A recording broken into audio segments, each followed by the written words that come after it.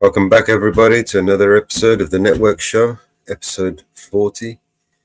And yeah, and we're back. And we're live. I don't know what I'm fucking doing. All right, I'm still trying to set myself up here. Bear with me, guys. Hey, Mama Bear, welcome back. Oh, Hey,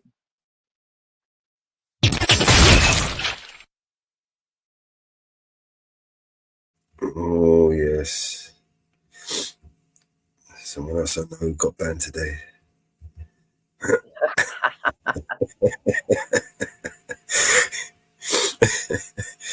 Oh shit.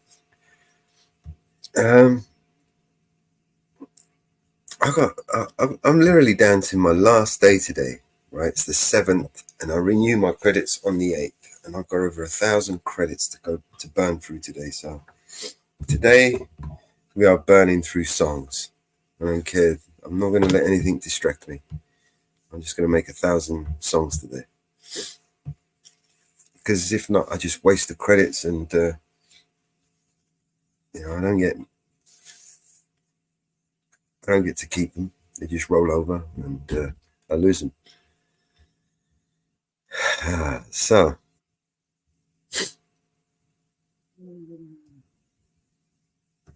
yeah.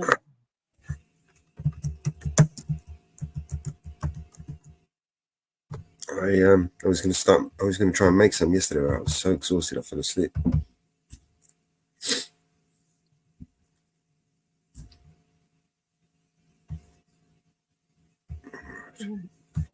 I'm gonna make some songs. While you do what you do best, I will make songs. Well, you know what I'm doing.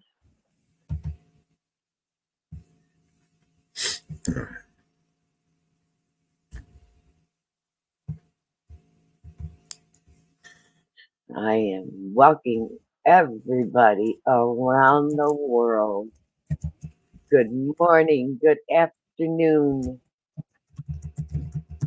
to everybody around the world.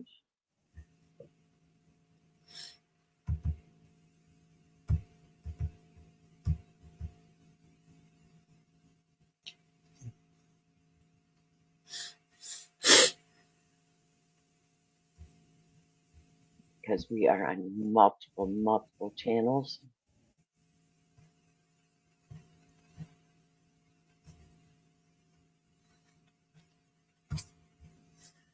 See if I'm we can making make any two-pack songs. Or Well, good morning, peace, love, and sunshine. It's been a long time since I've seen you. excuse me. Hello.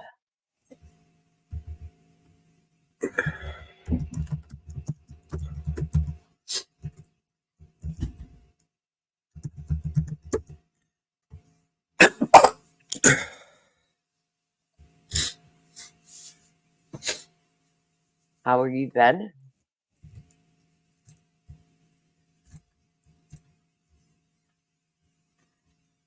Oh, try that one.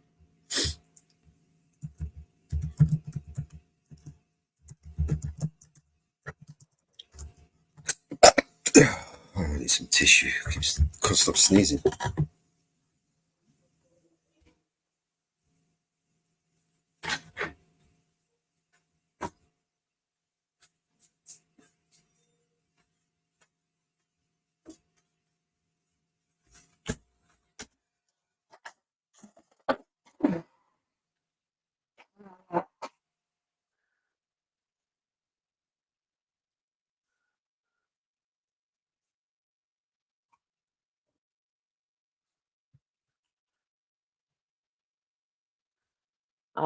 I'm never mad at anybody. You will find that.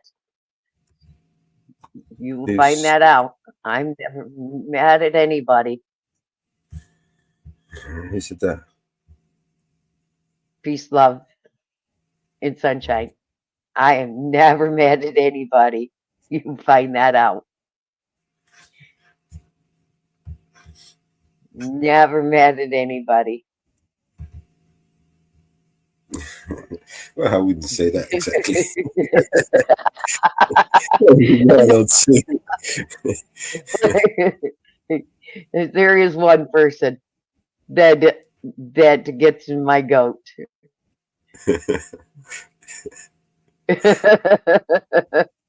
Yeah, don't play with me there. Love you too, and welcome to my channel.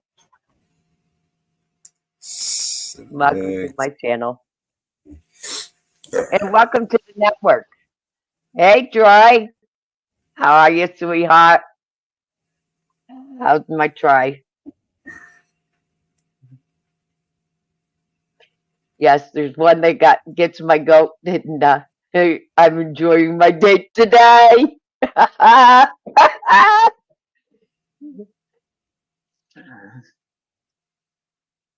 Welcome to my channel, and we are part of the network here. There's many channels here um, to follow. We are part of a big network here. Um, big network here. There is Eyes to the Audit. There's Vigilante Media Network. We are hooked to Rumble. We are hooked to Odyssey. We are hooked to D Live TV. Um, we are all over the place here. Peace, love, and sunshine. We are all over the place here. All over. And I do mean all over the place. We have a radio station all over the place here.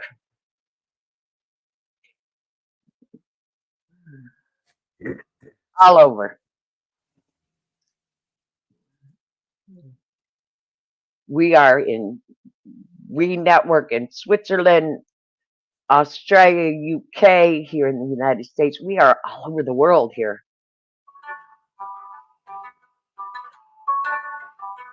And we Suzanne takes you down to her place near the river. You can hear the boats go by. You can spend the night beside her.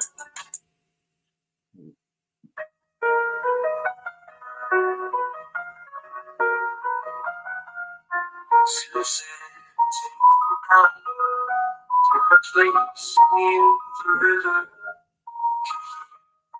Go by. You can spend the night beside her. And you know that she's half crazy, but that's why you want to be there. And she feeds you tea and oranges that come all the way from China. And just when you need to tell her that you have no love to give her, and she gets you on her wavelength, and she lets the river answer that you've always been her lover. And you want to travel with her, and you want to travel blind, and you know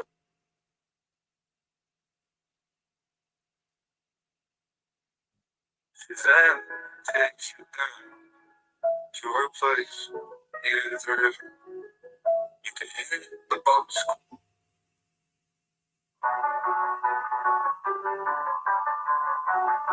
Suzanne takes you down to her place near the river.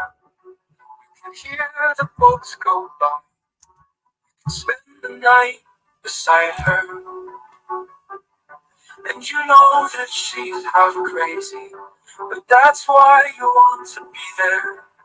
She feeds you tea and oranges that come all the way from China. And just when you need to tell her. Found the right one yet. Uh, Sunshine, you found Nightbot, didn't you? Suzanne takes you to her place near the river. You can hear the boats go by.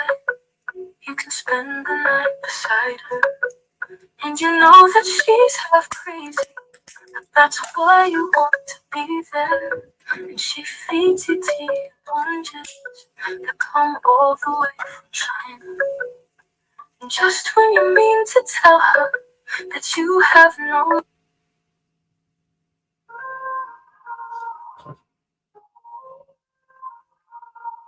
Suzanne takes you down to her place.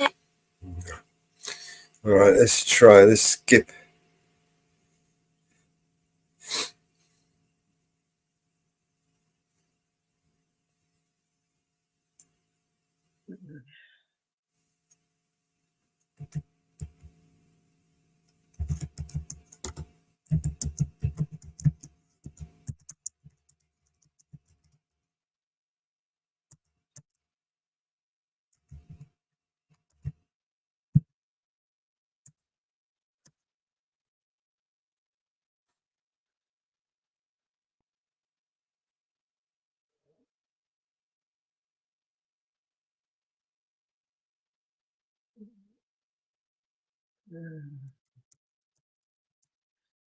And Peace, Love, and Sunshine does have a channel.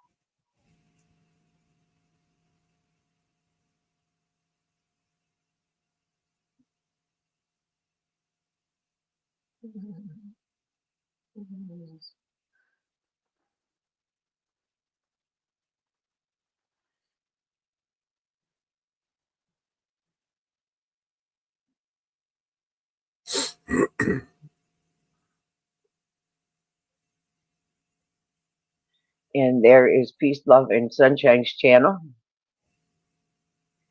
Please like and share her channel. And subscribe. Suzanne takes you down to a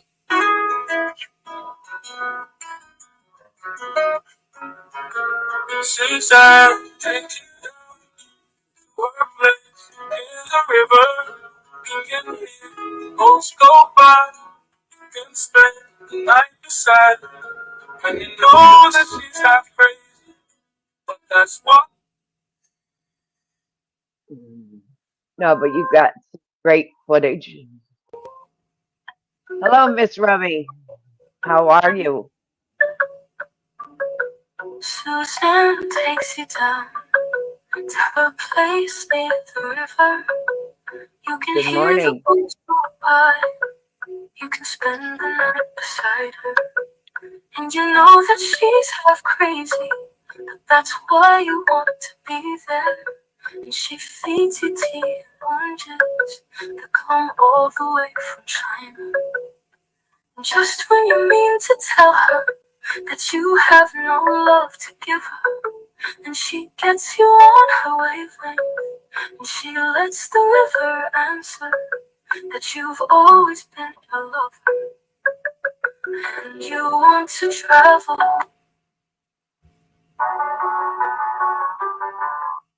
Suzanne takes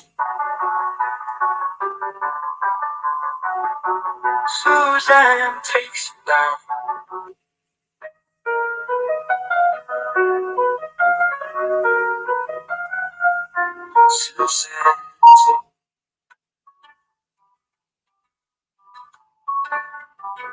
Suzanne takes you down to her place.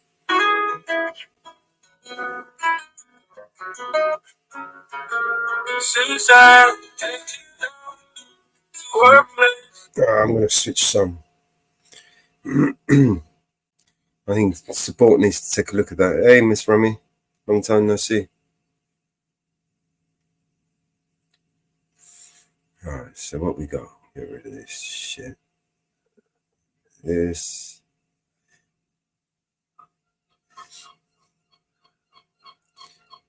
And next song. Seagulls are hungry today. Yeah. Prayers for you, Miss Rummy.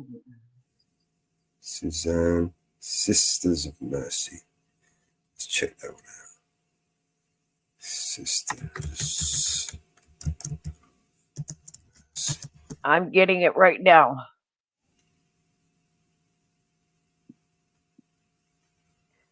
I'm going to drop it right now. Just dropping what are you dropping more there? Panel link. Okay. For whom? It's from me.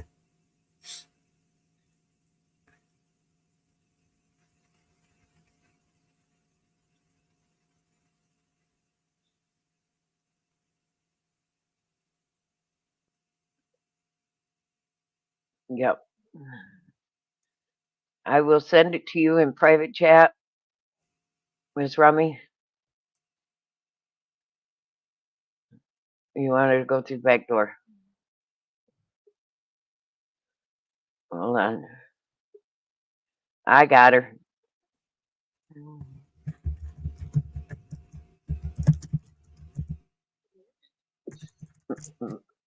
Morning, hon.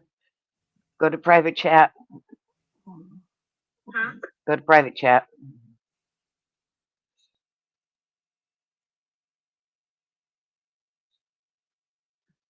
It's in private chat, hon.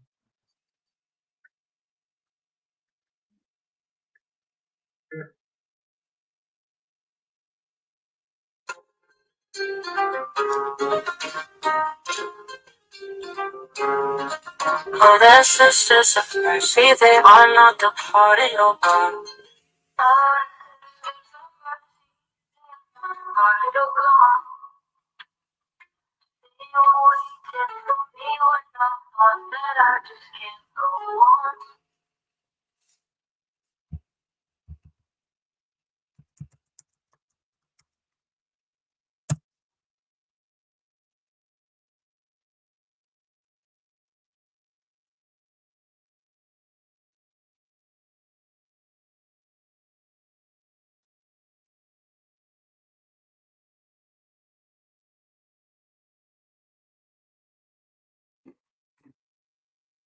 Hey, Miss Rummy. Hey, How you doing? I'm okay. Hold on a second. I think I got too many things open here. I kicked you from the other stage.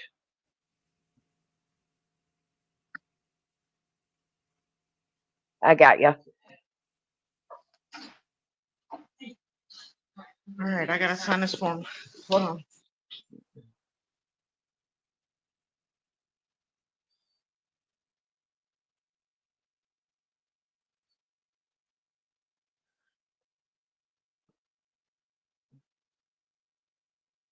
Oh, the sisters of mercy, they are not departed or gone.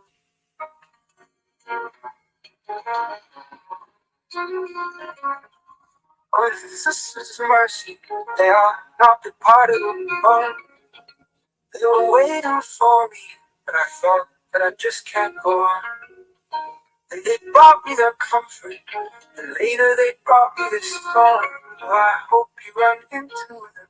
You've been traveling so long. Yes, you who must leave everything that you cannot control. It begins with your family, so it comes round to your soul. Well, the way you hang, I think I can see how you're pain when you're not feeling whole. Your loneliness says that you've sinned. Well, they lay down Waiting on my beside chart. me. My confession to them. They touch both my eyes, and I Hey, touch them too. Mellows. Yeah. I'm getting the ablation done today, like I did a few months ago, whatever it was, but it's a different place. So Okay. the last time I had this done, they gave me a shot. They're gonna give me another one. So hopefully I won't come on here and be all goofy when I get home. Yeah. As goofy as you want. Cause Can't I'll be be, as goofy as some of the people that we've already seen. oh God, I know, I've been watching. Did ya hear the news? Huh? Did ya hear the news? What? Which news? I'm gonna Somebody got banned. Huh? Somebody got banned. Oh yeah, yeah. I was looking. Yeah, I was actually in the chat. Well, I was actually just listening, and then somebody said something, and then the next thing you know, it was a one-on-one, and told him that maybe he could come back later, but for now, because he was a threat to the channel.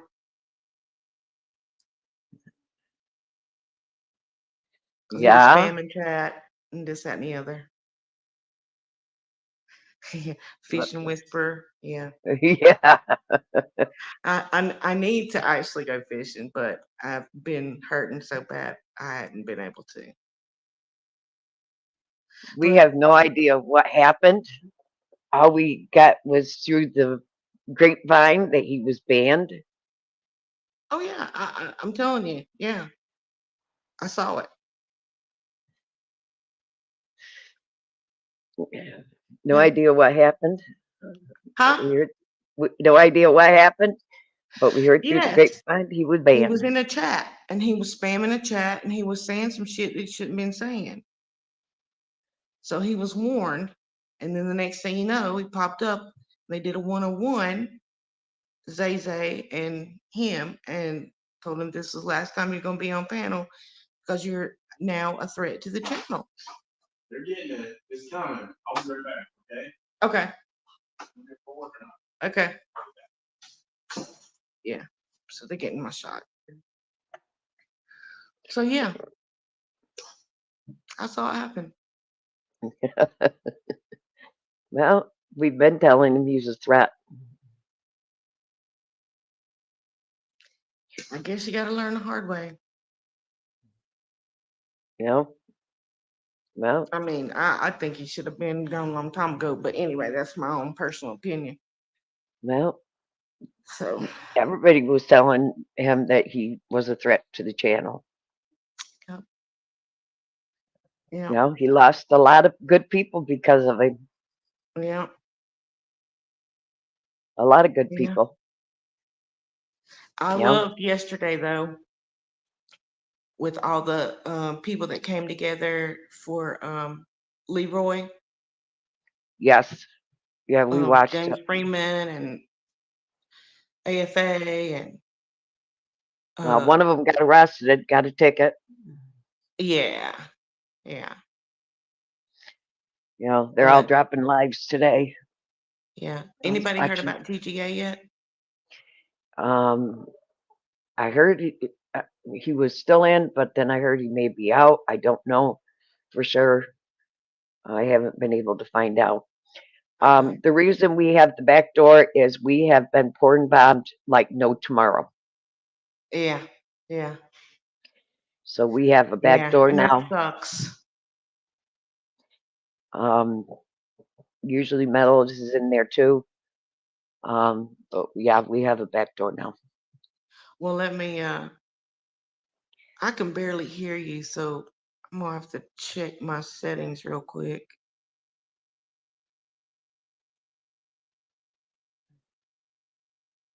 Okay, can you hear me now? Can I hear? Yeah, Say something to me. I yeah. can barely hear you. Uh, Let me go to my. Hold on, it may be mine.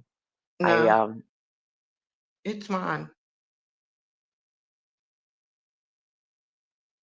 Because there's something that happens when I get on StreamYard now, which I it may be mine. barely ever do anymore. It may be mine. No, it's mine. Hold on.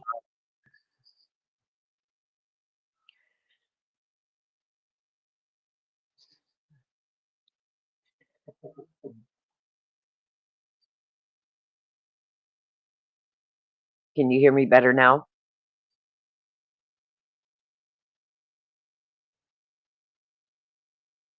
I had to go into my settings on my phone and Yeah.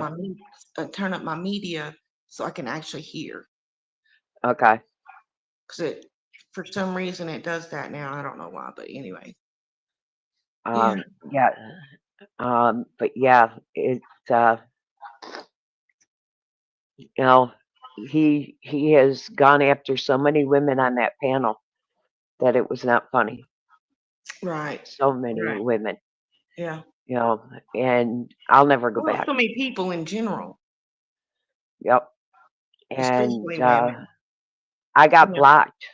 I got blocked on that panel, I remember. and I did too and at one time. Eli tried to say I wasn't blocked, and that was a lie. That was a bold-faced lie from Eli. He said I Yeah, was not blocked, and I was blocked. yeah. And he lied. He bold-faced lied. Bold-faced lied when he came on this panel. He bold-faced lied and said I was not blocked. He bold-faced Mm, lied. okay. How you And been doing? I'm doing good. I'm doing good. I'm Good. doing really good. How's your Um, granddaughter? uh, she got approved to take her permit. Good. Um, they found out what side the Seizures was seizures coming was from? from. Yep.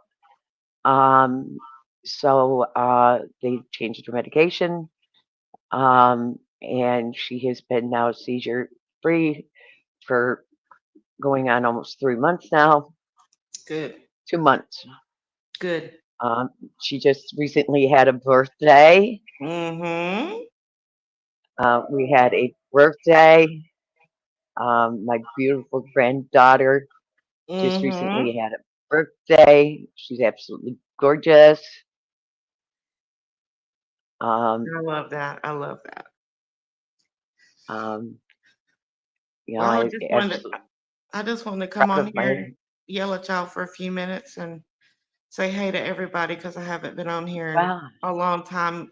Just been overwhelmed with moving. I finally got a refrigerator, and good now I deal. just got to get everything set up so I can actually cook. Good deal. Yeah, Good deal. it's hard to put anything away when you don't have a cabinet. So my cabinet's Yeah. coming soon. Yeah, and then Did you I'll be check able to. Marketplace to get used cabinets? Well, yeah, but the kind that I need, I don't want them to be mounted to the wall. Yeah, And um,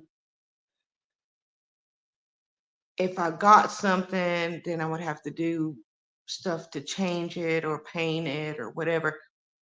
So I'm just not able to do that anymore.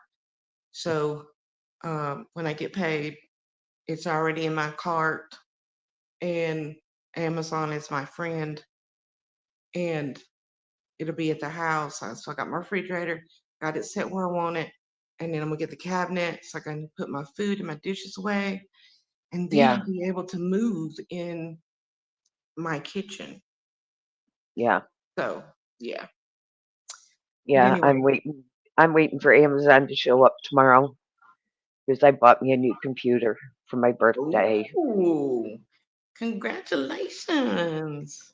My Yay! kids helped me buy it, so I got me a new Yay! computer. They're coming today to rewire my house, to move my Ooh, cable. you getting fiber? Well, I already have Spectrum cable, but I'm moving it from one end of my house to the other end so I can Oh, directly into my new computer. So it'll be okay, directly into my computer. okay. So it'll be a lot faster. And Yeah, I upgraded my computer drastically. So you'll be able to do a whole lot more stuff. with all this networking I'm doing, everything will be quicker. Um, Yeah, because easier. Mellows keeps upgrading, and with on Rumble, Odyssey, and D Live TV, and now the radio station. Because Oh, we have gone to a radio station now. oh, I've been out the Yeah, loop. yeah, you have. We have I've been gone to a out the radio loop. station. We have gone to a radio station now. Yeah, Wow. I need yep, to I need to get all that. yeah, Put it in Telegram for me, or just send me a message or whatever, yeah. and give me the We have link to all that. we have really upgraded Good. big time around here, All and right. hopefully everything will be totally online next month. Whoa, whoa. Um, That's what I'm talking we about. Yep. very limited. We will be very limited here on YouTube. We're going Yeah, everything because yeah. we keep getting copyrights. We keep getting copyrights here on YouTube. For Yep, what? everything. For the AI music? Yep, Really? And it's yep, AI? yep, That's crazy. How can yep. you get a copyright strike for something that AI created? Because That it's you so created close with to. AI, It's AI. so close. It's so close. So Oh, close. to some So of the other stuff. yep. So we No. yep, we have chose to go away from the YouTube. YouTube, Okay. build our own network. That Yeah. was Mello's plan all along. Time ago. Yes. Yep. So Long time ago. Yep. I remember. so we are building our network and we are taking it. Good. He is taking it. Bravo. Bravo. We are Well, going with it. my battery's going, so I got to get off of Alrighty. here. Good luck and let us know how you're doing. Love you. Love ya. Hey, Alrighty. everybody, and bye, everybody. And I'll see y'all after a while. Alrighty. Bye bye. All right. Bye.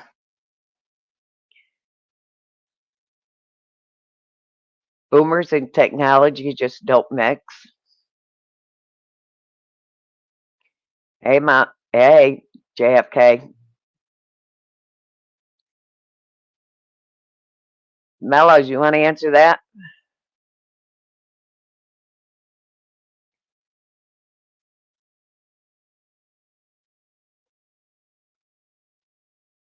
Mellows? Sorry, I was muted all this time. I didn't realise. Sorry, Miss Rummy. Take care. Boomers and You want to answer? technology just don't mix. Okay.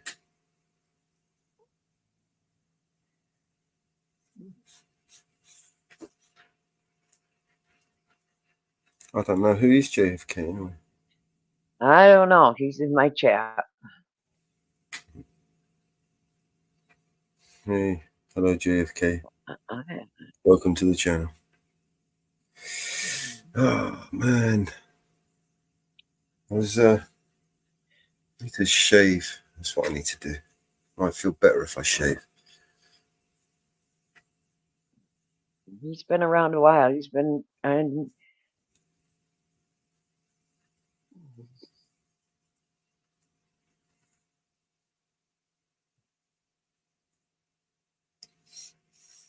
Yeah, I think. Oh, let's have a look up here.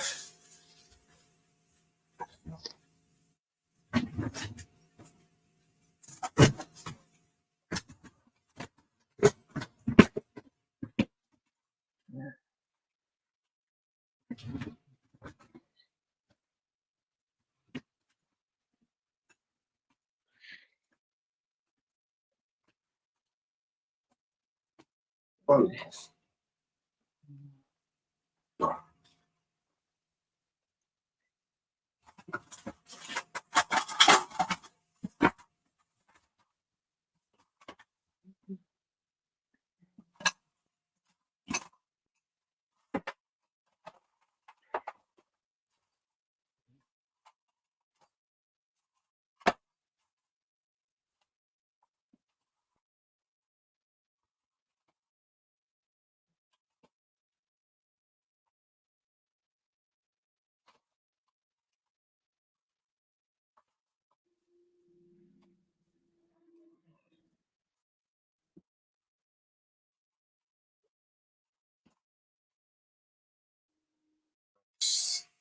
it's ridiculous.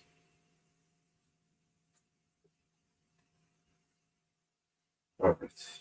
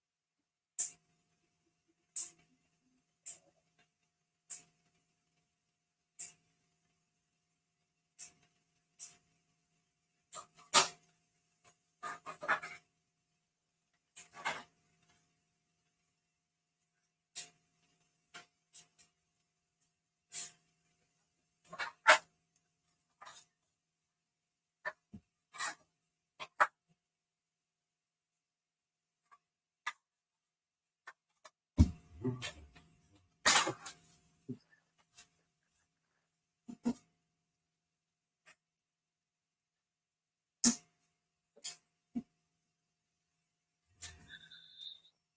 right, Mama Bear. Yeah. Just gonna have a quick shave. This beard's annoying me. Okay. Why don't you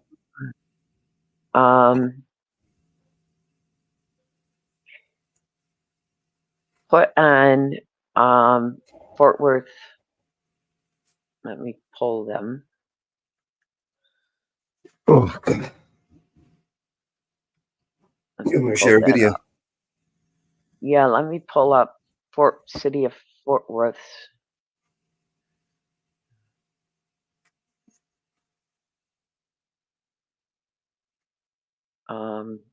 Last night's City of Fort Worth video from last night.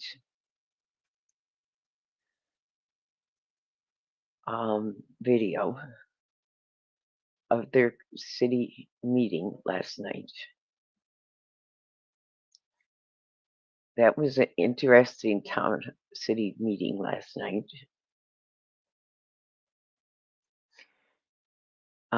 Carolyn, CFW, Carolyn, has not been forgotten there at all.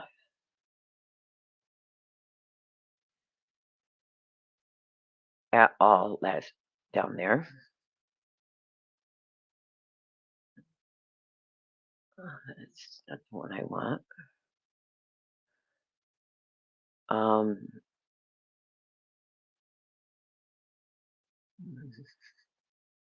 She has not been forgotten down there at all.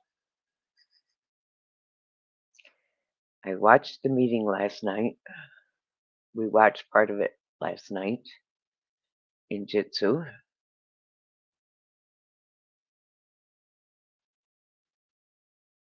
Jitsi, and it was very interesting. I put it in private chat. It was very interesting last night. They have a very bad problem with their police force. Oh, let's watch the video.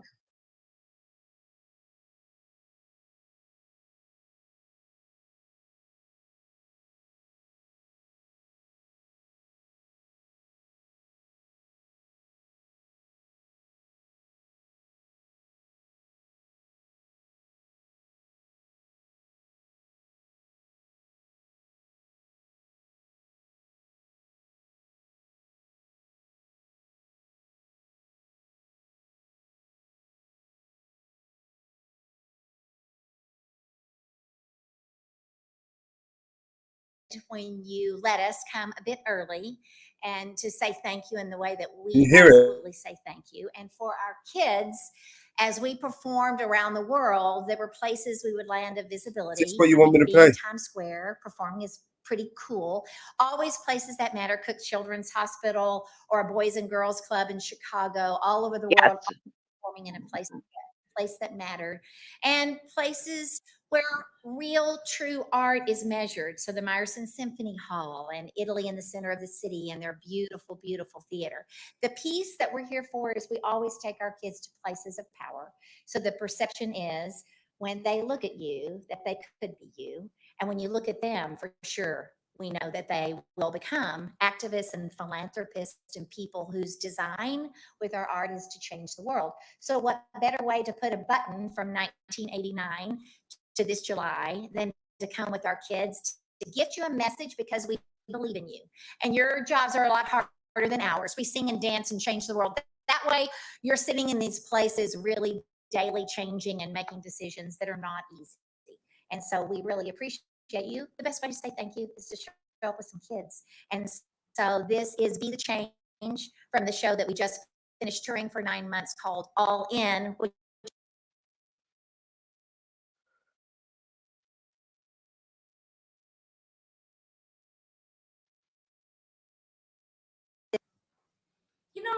Every summer, my best friend does this thing. We're somewhere with a pool, having a great time, and suddenly they just run and jump in with all their clothes on. They're like a cannonball of pure enthusiasm, making a giant splash and laughing like there's no tomorrow. And there I am, standing on the edge, dipping my toe in like it's some sort of sacred ritual, then backing away.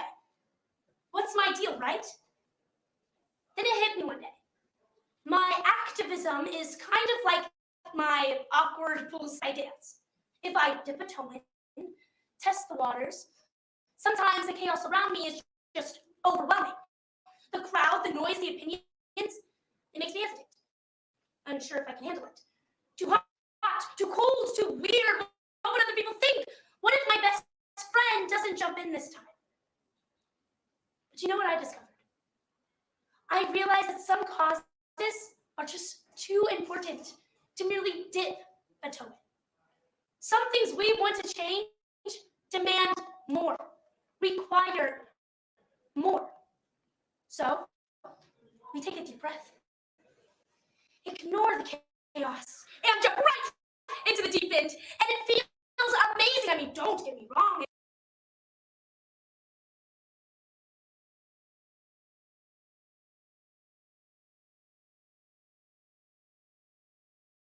All in? Wow.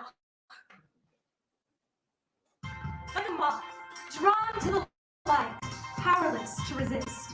A voice whispers from his heart, follow your dreams, follow the stars. Hey, hey, yeah, when they make you sad, choose to smile. And when they make you cry, choose to laugh. And when it's time to speak for what is right, you use your voice to be a light. Choose to live, choose to love, choose to hope, choose to give. Hey, hey, yeah.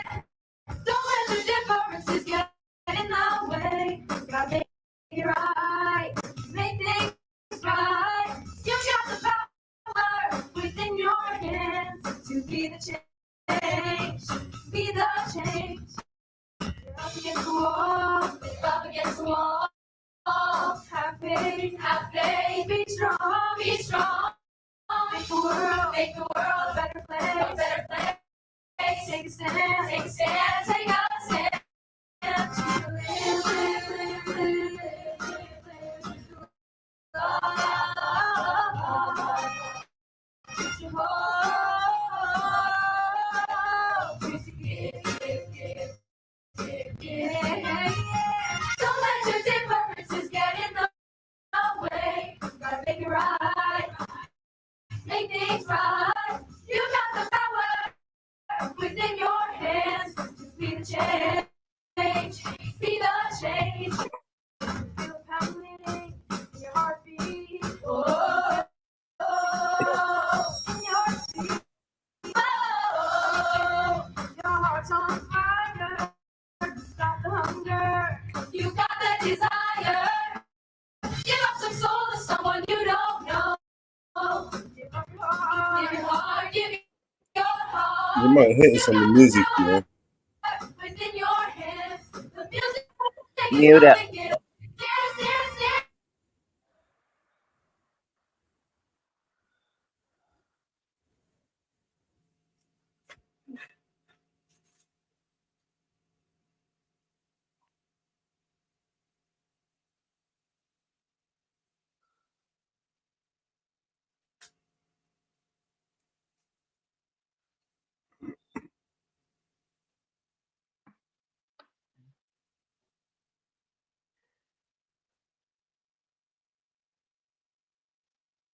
This is live, isn't it? We can't skip it forward.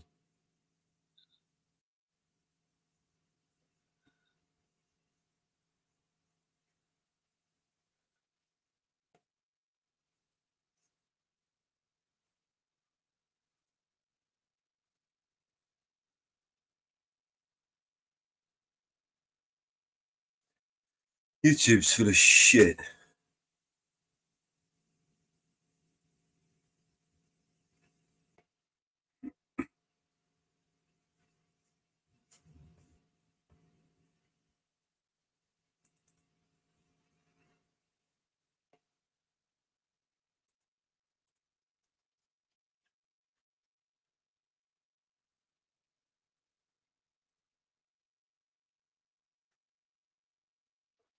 Yipper.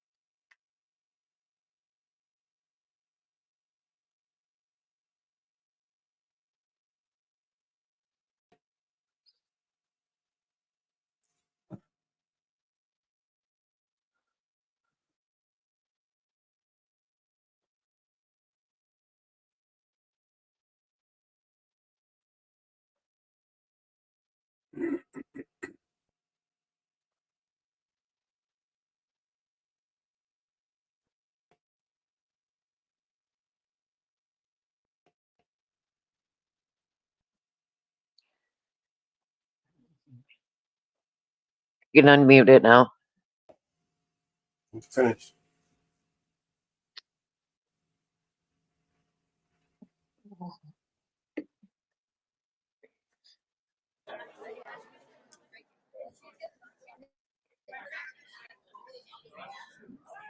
Morning, Sterling.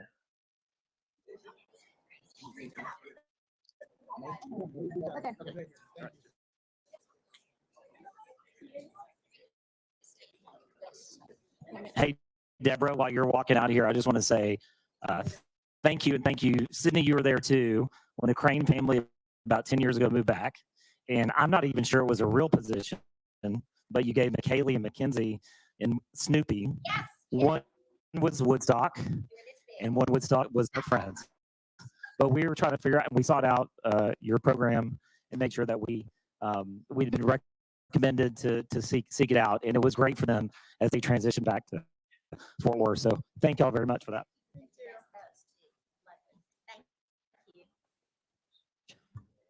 Jeanette, go ahead, please. Thank you. Good evening and welcome to the City Council Public Comment Meeting. Before Mayor Parker calls the meeting to order, we ask that you please silence all electronic devices.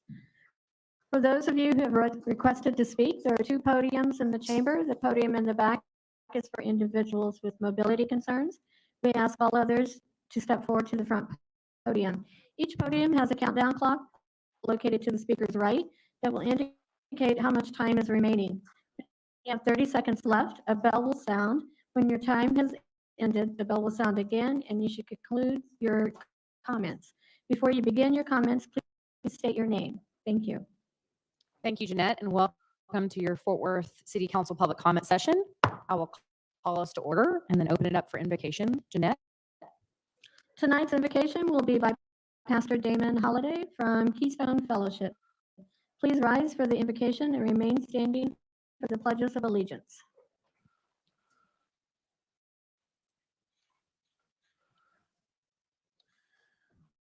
Father, Lord, we just come to you on today, Lord, lifting up the city of Fort Worth. We love our city, Lord, and we ask that you'll bless our city, Lord.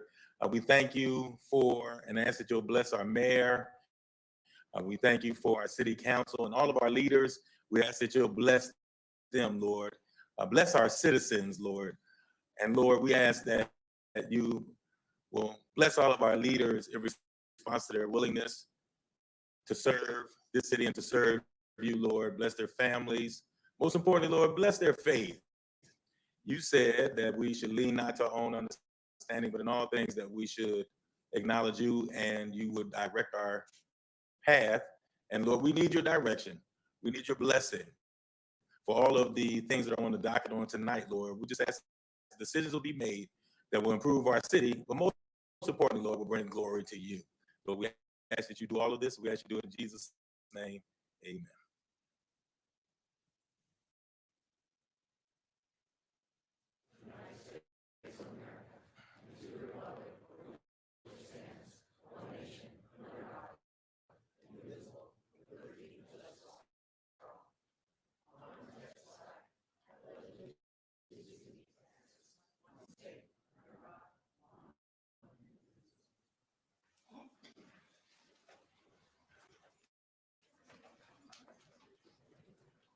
Mayor, our first item of business will be the approval of the minutes from the May 21st, June 4th, June 11th, June 18th.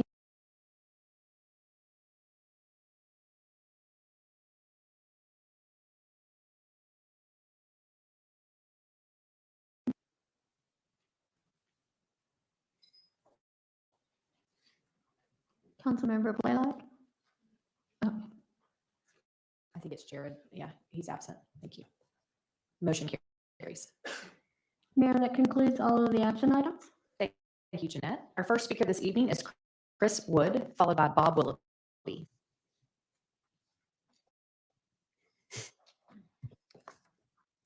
My name is Chris Wood. On June 12th of this year, I left a message for Detective Preston of the Fort Worth Police Department. I asked him to call me regarding a police report number I had filed, 2400-15160. It was regarding my stalker. Detective Preston returned my phone call. He told me my bond officer was investigating my stalker. Any investigation he did would be a duplication of effort. So he was doing nothing with my police report. At my next bond meeting, Officer Majors told me she's a bond officer. She doesn't even do investigations. On July 8th, I left a message for Detective Preston. Call me, please, and tell me what is going on with my police report. On the 17th of July, I still had not heard back from Detective Preston. I left a message for his boss, Sergeant Gutierrez, badge 3130. Please, I just want an update about my police report. On July 24th, I had not heard back from Sergeant Gutierrez or Detective Preston. So I drove down to Bob Boland Public Safety Complex at 505 Westfield. Excuse my emotions right now. There was another woman there in a similar situation as me. Her stalker had keyed her car, keyed her boyfriend's car, broken into her apartment, left her many harassing phone calls. All she wanted was an update from her detective. So the police officer behind the reception desk gave her the detective's address. You can go ask him yourself, ma'am. So she's like, okay, I will. I walked up and explained my situation. He said, yours is just like her. You can go ask the detective yourself. Here, I'll write down the address for you. Northwest CIU, 2500 North Houston Street, Fort Worth, Texas, 76106. And he wrote down Detective Preston's phone number like it's a different one or something. I don't even know. So I said, great. I get my car, I drive about 15 minutes away. I drive up to this location. The parking lot is fenced in. Can't get in. The only entrance to the detective's office was going through the parking lot, and there's a huge sign, authorized personnel only. Why do I keep getting run around? It's a simple question. I want an update on my case regarding my stalker. And they just set me on a wild goose chase 3 different times. 1 detective and 2 police officers. The police officers are supposed to serve and protect, not send terrified victims on a wild goose chase. How do I get a straight answer about what is going on with my police report against my stalker? Thank you. Uncalled for. Here is Bob Willoughby, followed by Reed Bills.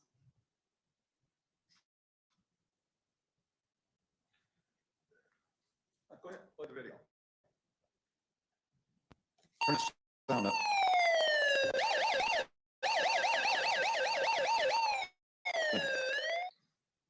Police brutality will end when we elect a mayor who cares about people more than fulfilling her self-interest. If Mayor Maddie Parker does not instruct the city manager to fire bad employees but are not doing their job, explains why we have a city that is out of control. Mr. Mills, can I ask you a question? No, sir. Thank you. You won't take a question? No, sir. He's got all the time in the world. He's not going to take a minute, but it's not available. And it's you realize that you're responsible for what happened here because you don't hold officers responsible. You don't. You sit here, you really wish your groups. That's the problem. I really wish Chief Fitzgerald could get back here to help this city because we're in trouble. Former Police Chief Joel Fitzgerald fired for being a whistleblower. Mayor Parker, you supported $2 million of our tax dollars to outside lawyers to keep a good police chief down. And on the other hand, Mayor Parker, you say nothing about the present police chief, Neil Noakes, not doing his job. Okay. That first CCPD funds, when we ask why the coming up agency receives $1,391,747 more than allowed, we get no reply. Okay. The first part, maybe you can understand because it's so low and everything. The good police chief we had here was fired 3 years ago for whistleblowing. That's what happens. When you expose things, you get retaliated by these people up here, okay? They don't get investigated, you get attacked. I've been attacked plenty of times. The other thing is the chief thought he's going to win his lawsuit. We spent $2 million of tax money to keep him out of here. $2 million they did of our tax money to keep him out. And he's going to get back pay too when he wins, okay? Now, these CCP funds here, this is another thing that's corrupt. I've been down here a lot of times to talk about this. Maybe you can understand it. It says here clearly, and Carlos, when you ran away and you got to the door and you turned around and talked to me, your 2 answers were false. You looked mad, you looked upset, and you looked like a guilty person. That's all the signs of a guilty person, okay? You want to come down and answer some questions tonight decently and like a human being, or are you going to run away? It's up to you. Okay. The DA is going to have to look into this. We need people to call the DA here in Fort Worth to tell him to look in these funds. We need an audit on them. We need to know why some are getting millions of dollars and they're supposed to, and no one will answer. And Maddie Parker, you sit on that board. You're more responsible than anybody because you sit on the board and you don't say a thing. And so this is what we need to check out more. Thank you. Our next speaker is Reed Bills, followed by Charles Bills.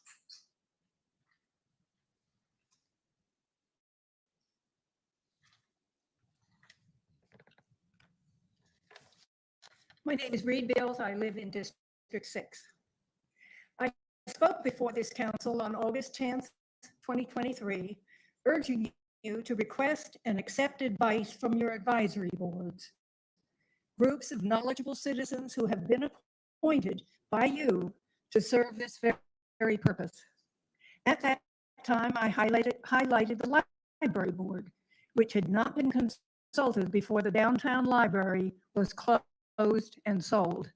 Apparently, the board has not been consulted regarding the pending purchase of an historic building as a replacement.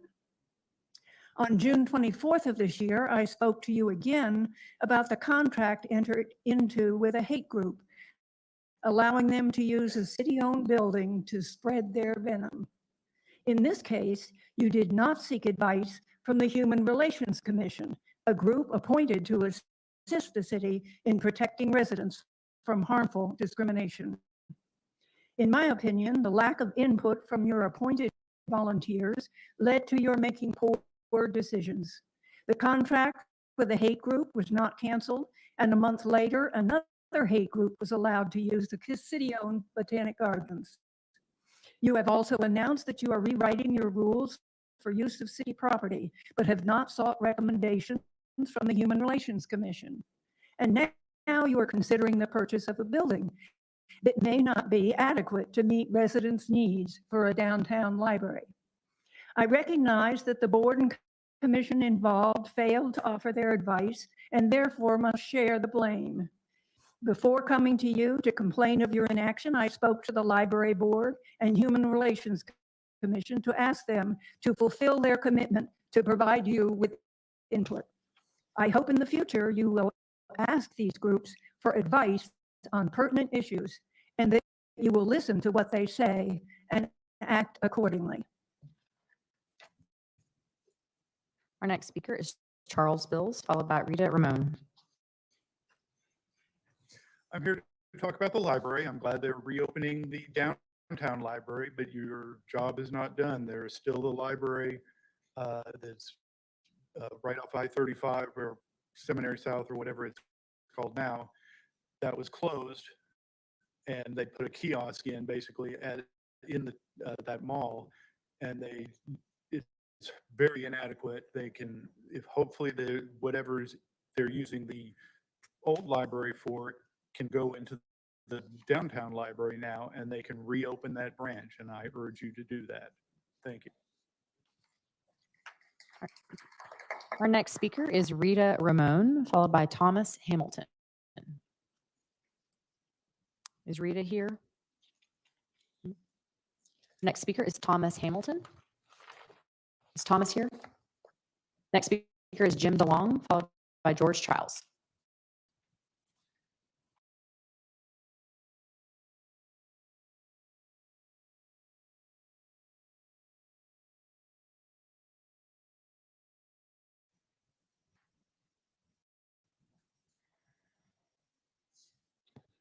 Good evening. My name is Jim DeLong.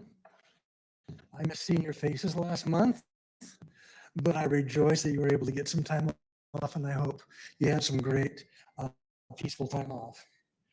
Today is the start of the 8th year that I've been coming to these city council meetings. And it's been a joy and a pleasure, and it's been an honor.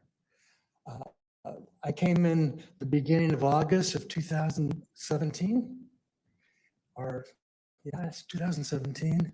And in November, I spoke for the first time. Back then, you could sign up to speak at that desk right outside. And so I signed up.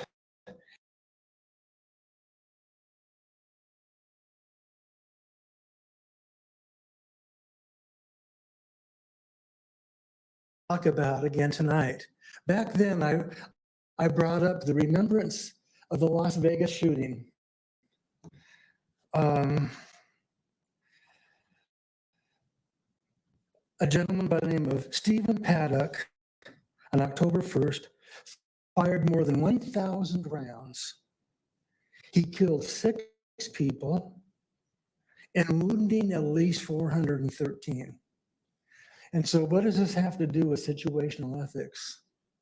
Remember when I had my ball and I said, "No,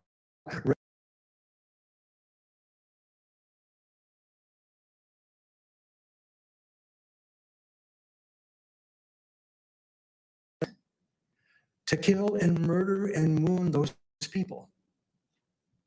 He was, in his mind, absolutely right to do that.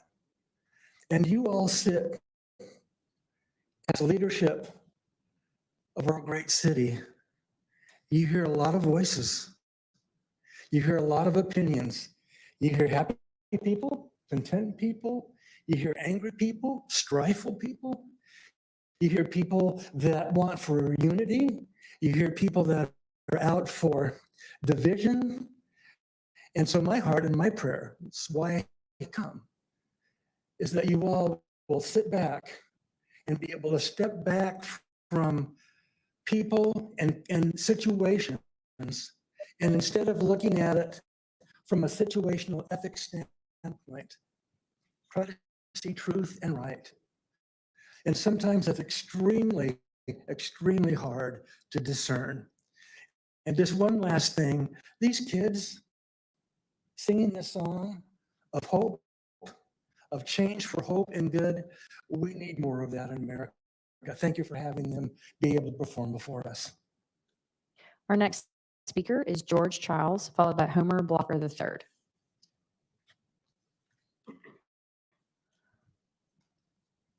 What reason is there for a person paid to protect and serve the public to render unconscious someone armed only with a First Amendment tool and having no violent intent? My premise tonight is that those threats to public safety from public safety personnel are at least in part the near inevitable result of a culture established by police labor unions. Assorted sagas have sat down through the centuries that unpleasant things, often described in more pungent terms, roll downhill. And at the top of the hill are elected and appointed city officials. And at the bottom is the public. So what does the POA think about those at the top that will roll down? The short answer is found in the words police, association, power, politics, and confrontation. This is the title of a book intended for police union leaders. It definitely sums up a set of means. So to what end are they to be directed? From the original edition of the book, quote, "The fact is that police associations should exist for one and only one purpose, the accumulation and use of power," unquote. Again, that word, power. And what does police union culture say of those at the top of the hill that are perceived to stand in the way of that accumulation and use? One picture being worth 1,000 words, I turn to a slideshow held for union leadership by Ronald G. Delord, the person the POA has consistently chosen to represent it at meet and confer sessions about police labor contracts, including those currently taking place. The message there was based on a photograph of the body of a wildebeest designated as an elected official being consumed by cheetah designated as a police union while being watched by another wildebeest. The message is knock one over and the rest will do what the union wants. Pull up Ron Delord, attorney at law, go to in the news, scroll down to wildebeest in red and see for yourself. What is the result when the POA view that the spirit, if not the letter of the law of the jungle, should apply when it feels its power is doubted, comes down the hill to fall upon the public? What is that result? You're looking at it. Our next speaker is Homer Blocker, followed by Rosemary Galindo. Is Homer here? That's right. Rosemary? Taxpayers are going to pay for this. Rosemary, we They're follow going to pay for by what Jean happened to Caroline. by phone.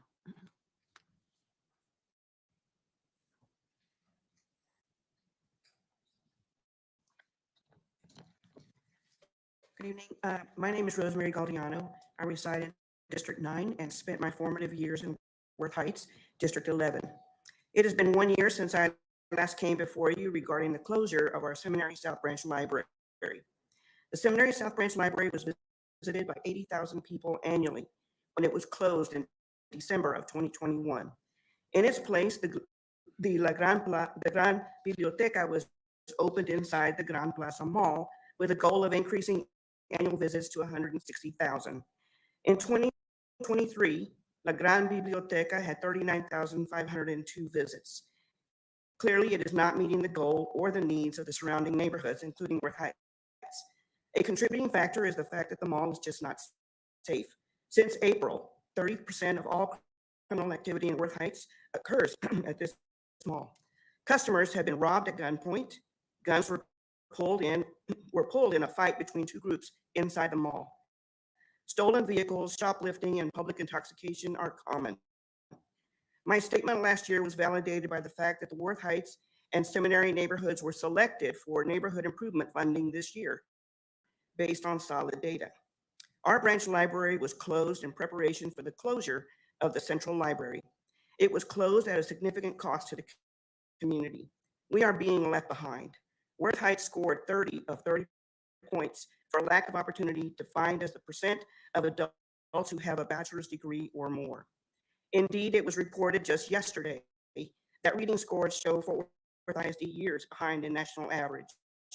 The mall library does not have the capacity to take full advantage of all of the wonderful programs that the library system offers. We deserve equitable access to the physical facilities, digital presence, collections, programs, and services. Currently, the near South Side lacks a single full-service branch library. Inside the loop, the North Side has 2, West Side has 1, Southwest has 2, Northeast has 1, East Side has 5. The data and plain common sense dictates that you move the history and genealogy materials to the downtown building that you are about to buy where they belong. Reopen the full-service seminary branch library to the community. Let's do the right thing. Thank you. Our next speaker is Jean Batty by phone, followed by Jane Hull. Ms. Batty?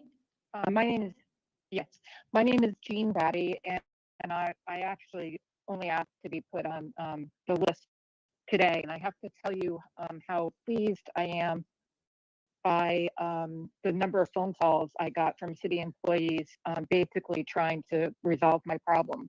So I'm grateful for that. Essentially what I was asking for is that the crosswalks at TCU actually are accessible by the time classes start on August 19th. And I'm pretty confident having spoken with your ADA coordinators. So thank you for that. The second thing I wanted to mention was the fact that the Bowie Hotel basically destroyed a sidewalk during the construction of their hotel. And I also reported that to the city because I think the city should require the hotel to fix the sidewalk, and it shouldn't come out of the taxpayers' pockets. And finally, I've been listening with some intent to the reports on the new library you're planning inside a historic building. I sincerely hope that this new library will meet the Americans with Disabilities Act as far as access is concerned. Thank you so much. I really appreciate all you do. Our next speaker is Jane Hull, followed by Bishop Kirkland.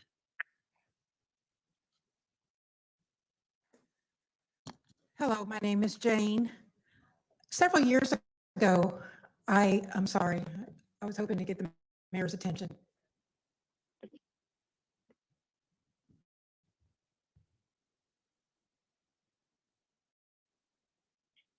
Several years ago, I was pretty distressed, wondering why there was so much conflict in this country, why red was hating blue, and why white was mad with the left.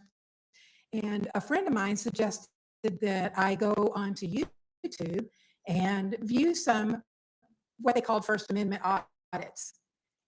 Or I more see these people as citizen journalists.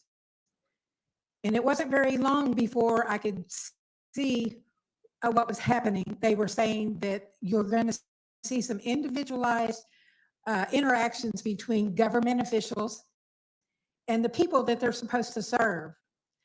And these auditors also taught me my rights and taught me about our constitutional amendments.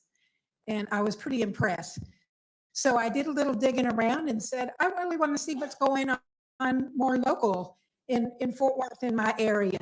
So I started looking for some auditors, and I found Manuel Mata and Carolina in Fort Worth and Harvey Freebird and Texas Gal Audits. And what I saw just totally just horrified me, the way that these citizen journalists are treated by the people that are supposed to be serving us. And I don't blame just the police, because I see it here in this city council. I see it with the mayor. When last meeting, she kicked people out of this room who were filming for their channels because she said that they were not journalists.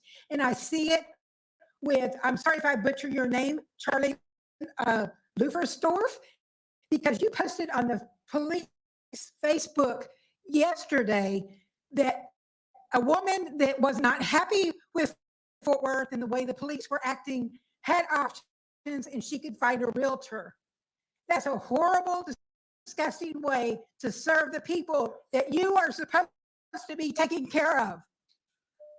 Shame on all of you. Well, I think that there's one, Mr. Nettles. Thank you very much.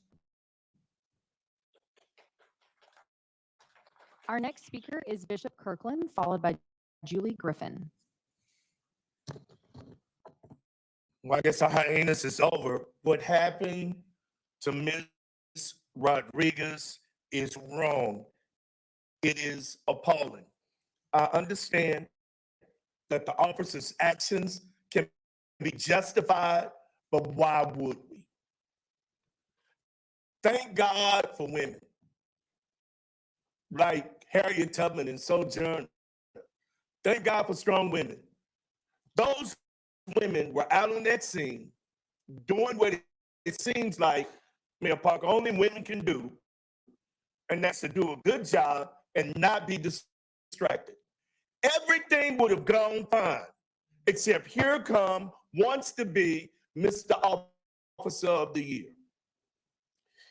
He beats this woman like they beat my people in the 50s, in the 60s.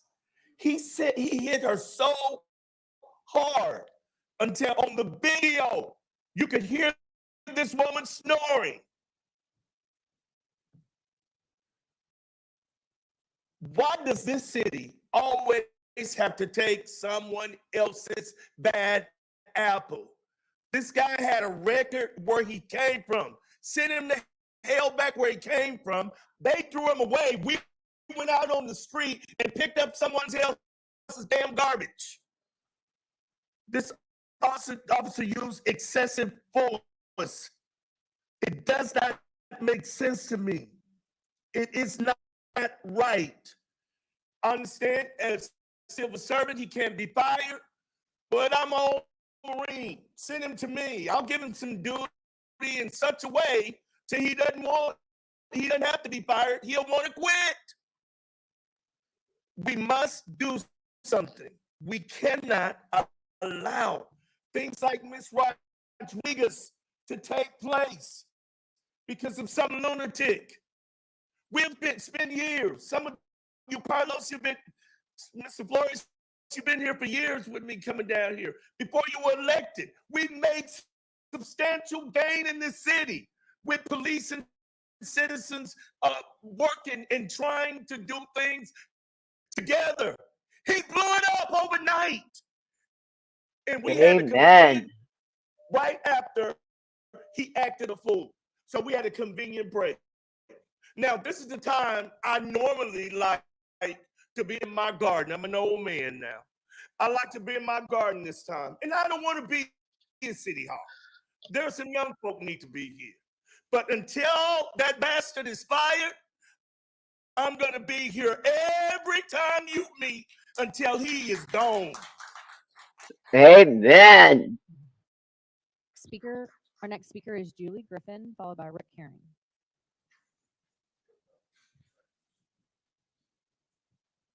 He was to the point.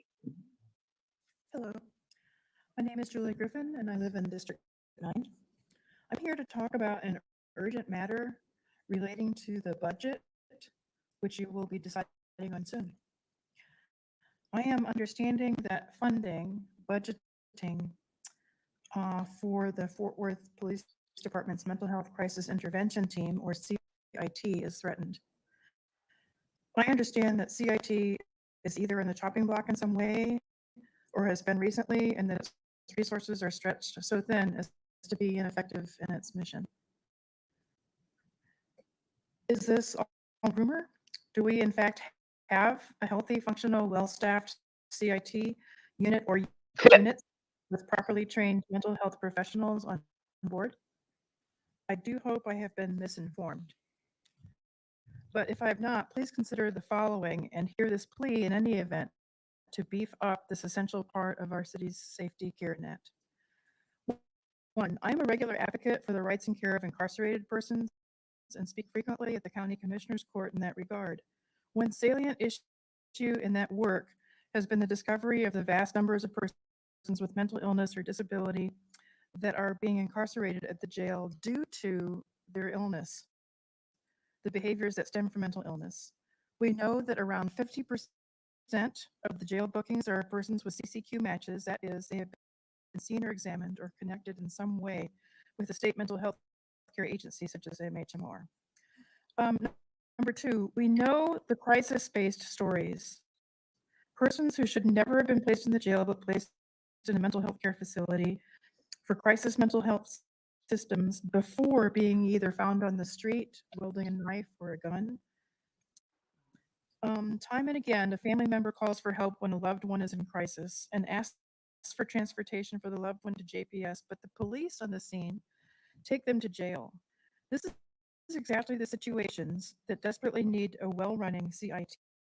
Three, likely the only avenue we have in this local community at all, other than the Tarrant County Mental Health Jail Diversion Center, where eligibility is severely limited for such families, is the CIT.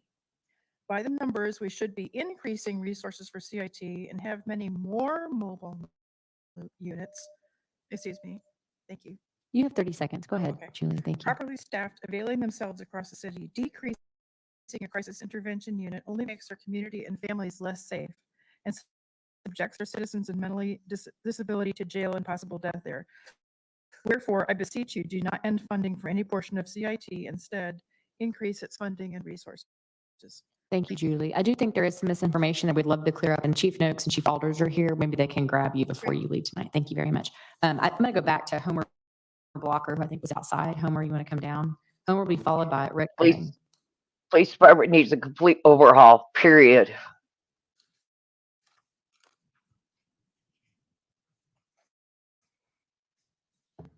Okay. Now, Homer Blocker, y'all know that's my name. Okay, check this out real fast, real quick, because I'm trying to hold it together. Ooh, Lord. Okay.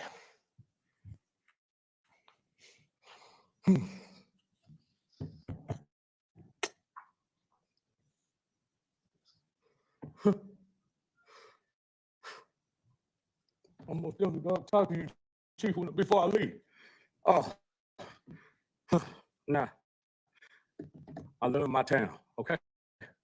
I'm here to help. I said that last time. I'm here to help. Trust me, somebody need to get with me. Gina, she had a stroke or whatever, can't remember nothing or whatever. It don't matter. I don't care. I need to be at the top of the list. I got things done after that police officer got shot. I got things done on Miller, and I'm going to keep getting things done. Now, let me tell you something, man. You know how y'all got at the school? Gun-free zone? I done talked to a lot of people. I know a lot of people. Like I said, I grew up around a bunch of hardheads. Y'all remember Billy Ray Maddox? God rest his soul. This town built me. I'm suing the city of Dallas too right now. They didn't like the way I move and groove at work, okay? Now, off of 30th Beach, I'm trying to help some people from out of town. This was Central. I was on the east side. East side should have stopped, okay? Central Law put his hands on me 5 times. If I didn't respect the law, it would have been ugly that day. I don't know if I would have been dead, but it would have been ugly that day. Okay? So let me tell everybody the game. If anybody have a problem with any police officer, just call IA, baby. Call the Internal Affairs. Trust me, they got our backs. Somebody is watching somebody that's watching somebody. Trust me. Trust me. So again, I say, Myra, I love my town. I really hate to sue y'all. I really hate to sue the city of Dallas, city of Fort Worth. I really hate to sue anybody. But they keep putting their hands on me, and I don't like that. I don't put my hands on nobody unless it's meant to be. I got 30 seconds left. Trust me, we need to do something about these guns too. I've been shot at 6 different times by Crips and Bloods, right here in the funk. Okay, coming up in the 90s. I'm tired.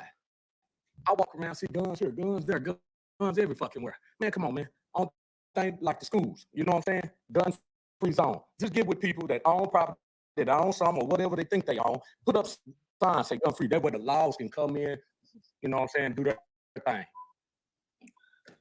Our next speaker is Rick Herring, followed by Adrian Smith. Yeah, I agree. I agree, Ariel. I agree. Rick Herring, 8201 Bolton Street in Riverside. Hope you all had a nice break and got to go somewhere cool, or at least somewhere where it wasn't 100 degrees like it was in our wonderful hometown. But I wanted to come and talk to you about as you begin your considerations for the 2026 bond program and those projects and how much you're going to allocate for those projects, and that you seriously consider and thoughtfully consider the amount you're going to allocate for Gateway Park. Fort Worth's largest park, as you know, and only metropolitan park, and a park that many, even Mayor Parker, is now calling Fort Worth Central Park. Parks Director Richard Zavala said it best on May 7th when he presented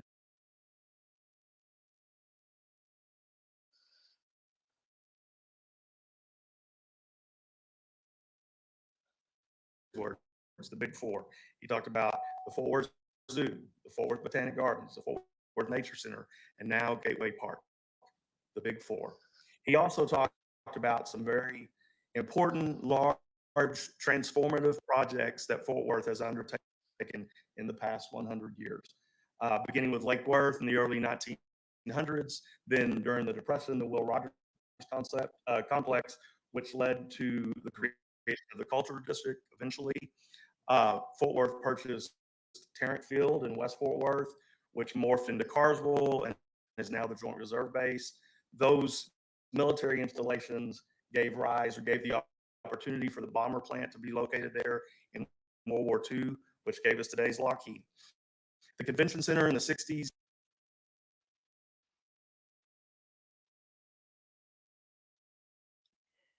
Mellows, it's starting to cut out.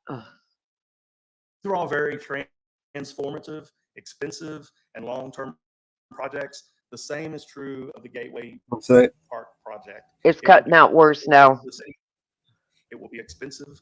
It's got a $140 million price tag on it in today's dollars. I don't know why it's cutting out. It's getting crackly or worse. Yeah, I agree, Sterling.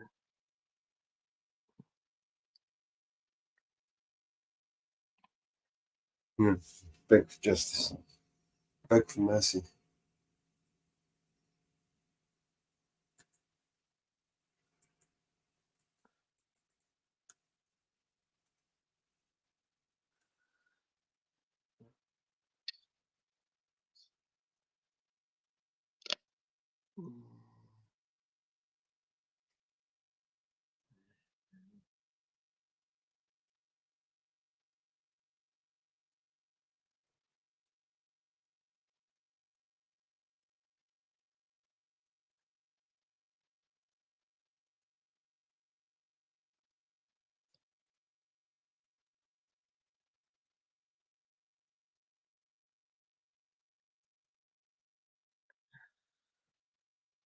Did you hit play again?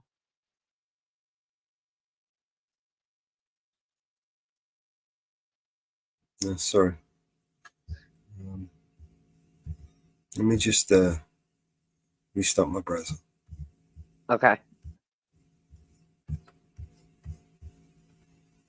Well, wait till you hear more of the video, Ariel, and more of what some of the speakers have to say. It gets more interesting as more of the speakers come on.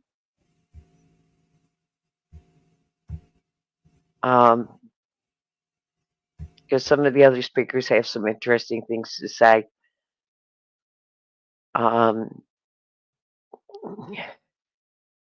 Good morning support or afternoon support.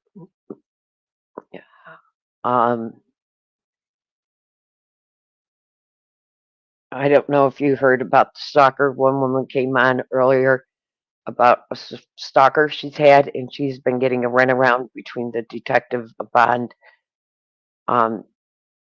Very disturbing story. She said she can't get answers about her stalker. The stalker has keyed her boyfriend's car, broke into her home, trashed her home, and she is getting nowhere with the police department at all. She has been getting a total runaround, now going on 2+ months with her stalker.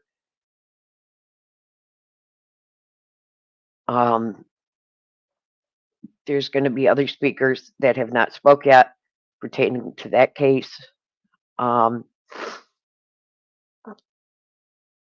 is going to come on and talk about that case. So I don't want to let in on that. This police department is way. It fired one police chief for being a whistleblower. They let him go. He is suing the department and suing the mayor because he whistleblowed on the department. He is suing the department over it.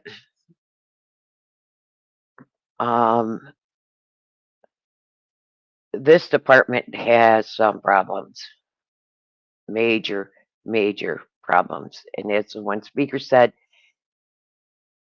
and we all know that Kruger was let go from multiple departments. He was problems in other departments. And they basically picked him up. And he is now causing problems within this department. As of last night's meeting, he is still employed with the department, as far as we could tell.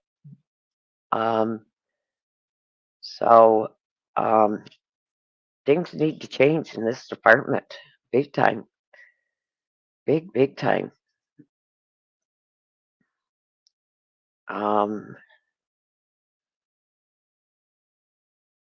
And as it goes along, you're going to see more and more what I mean about this department. Is this city of Fort Worth is played on. It is very mind-boggling what is happening in this department.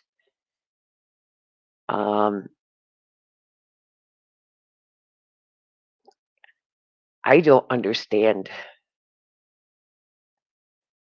how their city attorneys are not stepping in.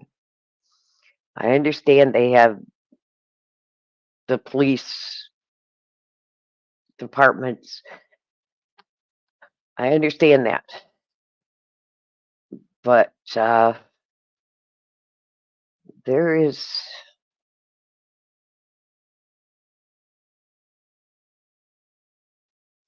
I haven't done any research into it, but later on this week, maybe this weekend, I'll get a chance. First of the week, I'll get a chance to do some research and see how many lawsuits that city has on them.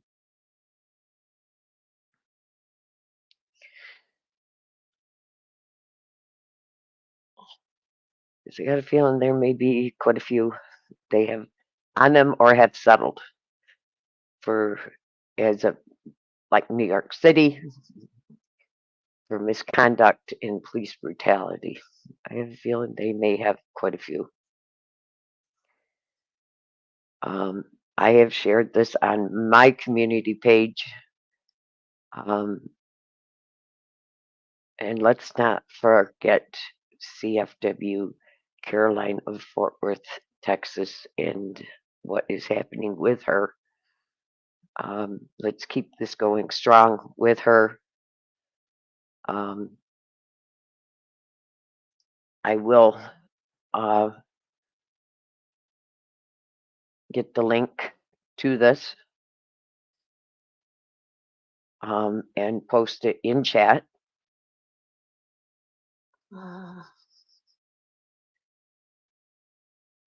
So that everybody does have this. So they can post it on their page.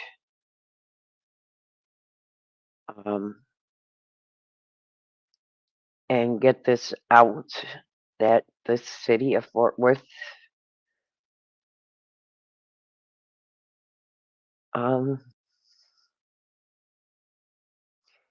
really isn't doing much for their citizens. My audio any better? Hold on, let me look. Yeah, you sound better.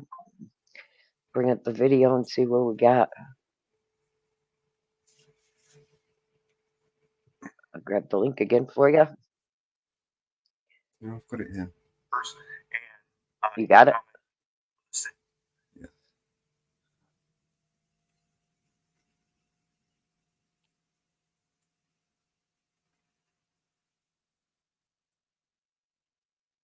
There we go. These were all very transformative, Oh, that's expensive, better. long-term projects. The same is true of the Gateway Park project. It will be transformative for the city. It will be expensive. It's got $140 million price tag on it in today's dollars. But I believe that in future decades, people will be looking back, citizens of Fort Worth, and just as they talked about Lake Worth and Will Rogers and the Convention Center and Lockheed and all these others talk about Gateway Park and what a difference it's made in Fort Worth. So as you consider, again, bond projects and the amount you're going to fund, we would ask that you consider allocating at least $50 million to the Gateway Park master plan so that that plan can be implemented within maybe 10 or 15 years rather than 30 to 40 to 50 years. So thank you for your time and your attention, and please remember Gateway Park. Thanks. Our next speaker is Adrian Smith, followed by Manuel Mata.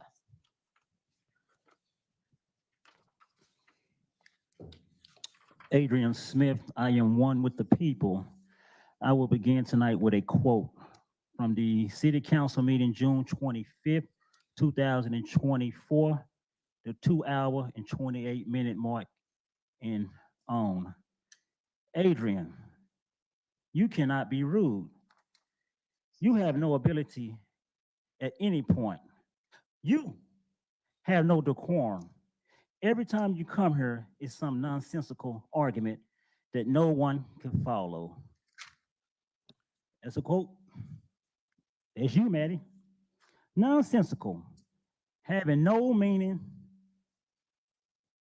making no sense. That's you, Maddie. Well, tonight I'm going to make sure everything I say has meaning and it makes sense. You have something to sleep on. Have you ever heard of the term egg on your face? I know we all have heard of the term egg on your face. There's actually a definition for it. To feel embarrassed or ashamed because of something you have done or said. Mayor Maddie Parker. Maddie, everything begins and ends with you. Everything begins and ends with you as being the main figurehead of our city. The fraudulent continuation of taxpayer money being utilized for outside legal counsel purposes against former Fort Worth Police Chief Joel Fitzgerald should make those who are concerned with the continued direction of our city, question your mental stability as mayor. One would think having a law degree would have made you consider the writing on the wall, but I guess your self-importance and desire to finish what your predecessor started would be one of your greatest achievements. Whistleblower, a person who informs on a person or organization engaged in an illicit activity. Chief Joel F. Fisher, whistleblower.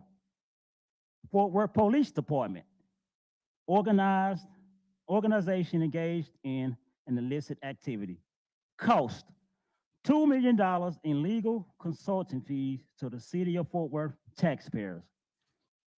In closing, people of Fort Worth, know that your presence as well as collective voices are necessary if we're to hold those we've elected accountable for their decision making. No longer can you just vote someone into a given position without reminding them who truly holds the power. We hold the power.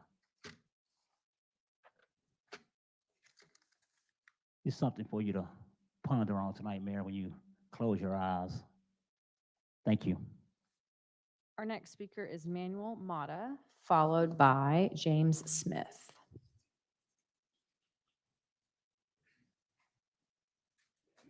My name is Manuel Mata. I live in District 9, and I want to talk about two things. One, Carlos, you need to get Officer Simmons off of Northside Main Street because he's targeting lowriders and Hispanics, and he's not even in that district. He's making the Northwest officers look bad, right? He's in Central A, you know, that way it can help you easier, and get a hold of those car club guys.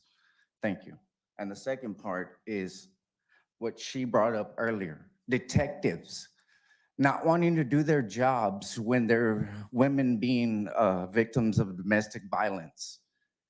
And that is something I'm not gonna stand for, because I'm here to talk for 5 women. I don't know her, that are having the same problem with these detectives. Now, if these detectives are annoyed, right, or don't have time, they need to be fired and replaced with a woman that's gonna understand what these victims are going through, right? Because remember what happened last time? Y'all didn't pay attention to this type of escalation in these men. Y'all let him bond out. He buried her under his house. I'm tired of detectives saying they don't have time.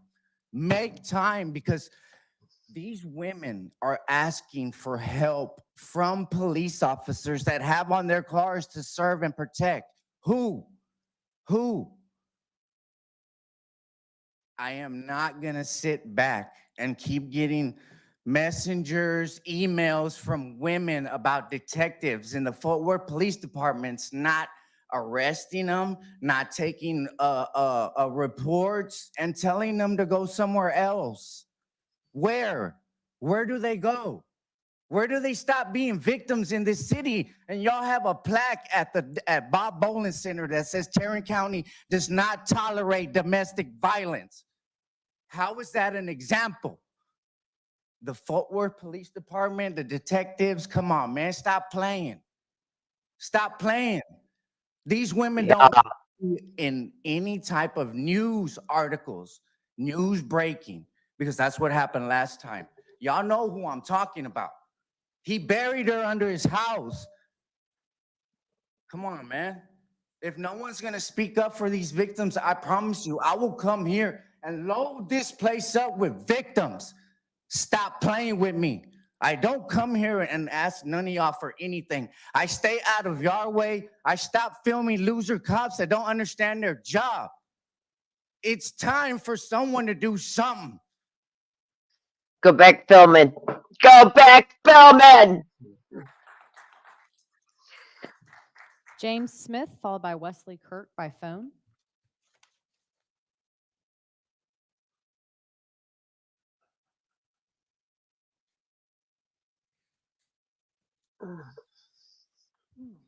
Good afternoon, Council. My name is James Smith. I live in District 8. A couple of weeks ago, a young lady by the name of Sonia Massey was killed by a policeman in her town.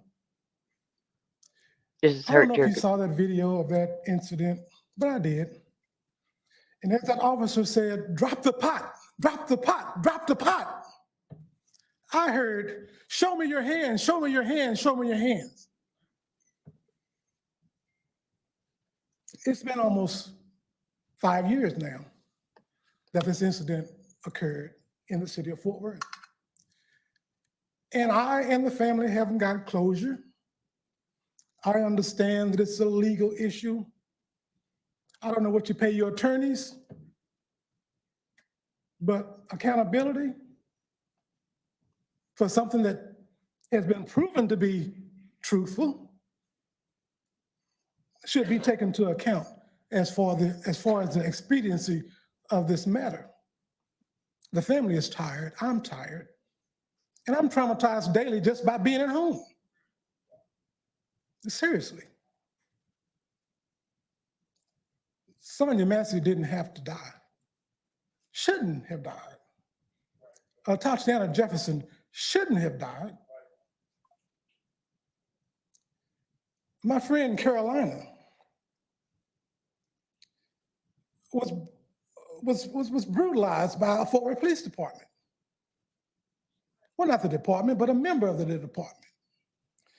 And what brings to my mind is the 97-page report that showed you that there was a problem in your police department. I'm not Einstein, but I can tell that some of those problems still exist, and they shouldn't. No citizen in the city of Fort Worth should have endured what Carolina endured, especially with the crime they wanted to charge her with. You guys run the city of Fort Worth, and the citizens look to you when they come before you to handle the problems or the complaints that they bring you. I'm not gonna say do your job because you're doing an excellent job. The tourism, $3 billion a year for tourism, you're doing an excellent job. Do the same excellent job for the everyday average citizen that pays your salary. Justice for Tatiana Jefferson, accountability for the city of Fort Worth. Thank you.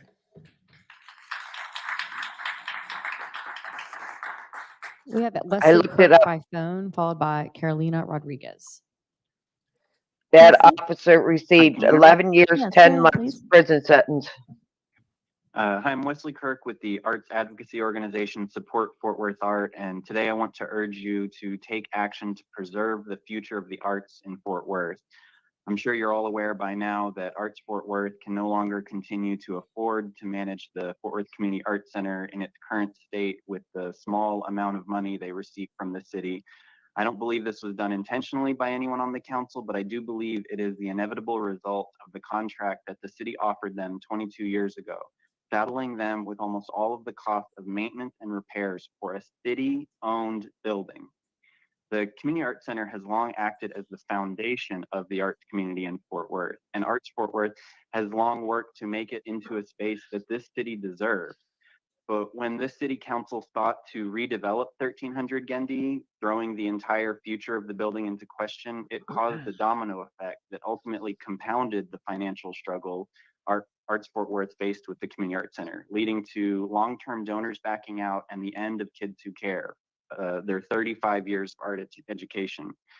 Now that Fort Worth will go from having one of the largest community art spaces in the state to essentially having 0 community art spaces, the future of the art in Fort Worth is more uncertain than it's ever been.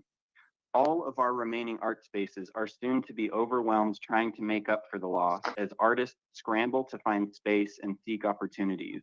We risk a downward spiral, losing more artists and art organizations and art institutions as they either move to other cities or cease to exist altogether.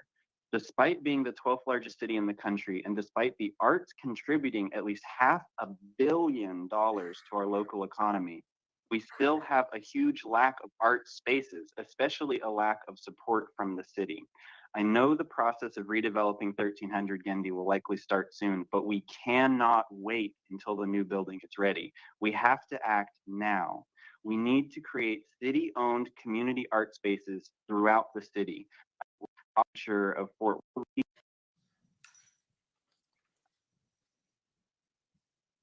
Okay, I'm Carolina, and Elizabeth is my councilwoman. But there seems to be a big problem with that. The citizens, we mistrust the police.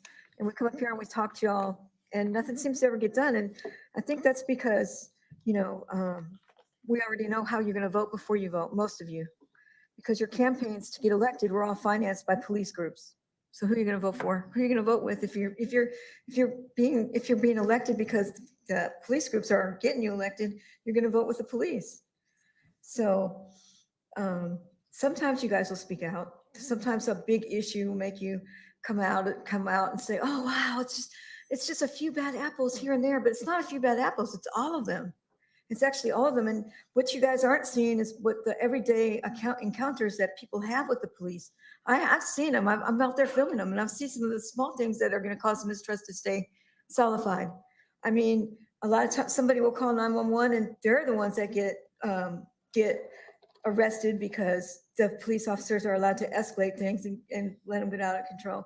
I've seen them use profanity, rudeness on homeless people, and there's a lot of things we don't know too. Like there was some cocaine found in the locker room at the South Division. We don't know whose cocaine that was, and it was a police officer's. Whose cocaine was that? We don't know who the guy was that killed Brandon Zapata at the mall.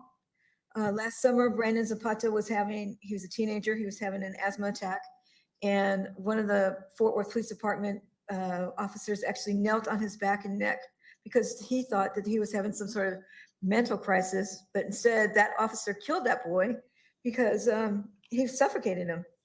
So we paid over $1 million for an expert review board to come out and tell us what was wrong with the police department and how to fix it. But that $1 million is, what was it? Why did you spend it if you're not going to take their advice? I mean, we haven't taken any other advice. These officers are allowed to escalate instead of de-escalate because what they're allowed to do is first they ask somebody to do something, then they command them, and then they make them do their command. So all these things need to be changed, but it's going to be hard to change when the councils are most of them, not all of y'all, most of you guys are elected because of police funding. That's why it's going to be hard to change, because we need to change the council members. Go, Caroline. Is Nan Terry, followed by Bill Bergen.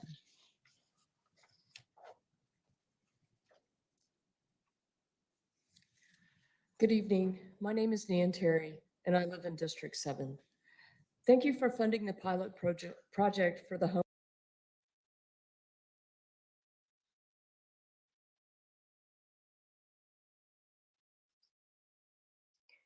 I don't see nothing changing in Fort Worth, Texas. With the board they have, the police chief they have, they spent all that money and nothing is happening. You heard Carolina say it herself. The people that these people are electing, their campaign money is funded by these police groups. Yep. I looked up what that one gentleman was talking about. I posted it in chat.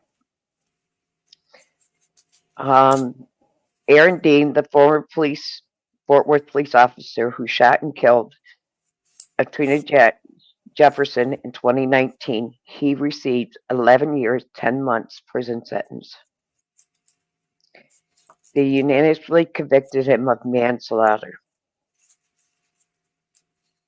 in 2022.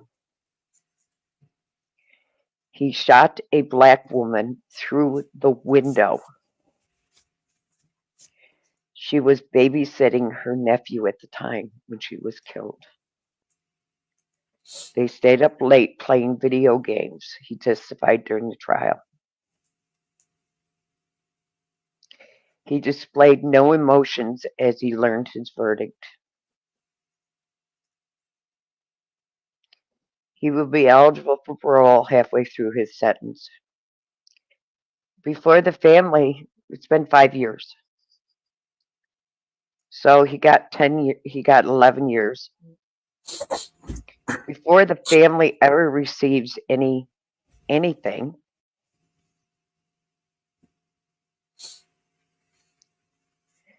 he will probably be out of prison. He will probably be out of prison.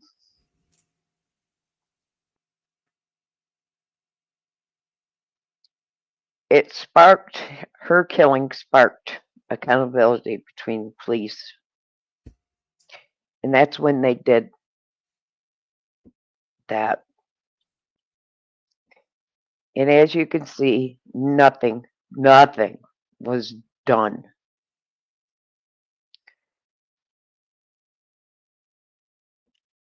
Seven months after she was shot is when George Floyd was murdered.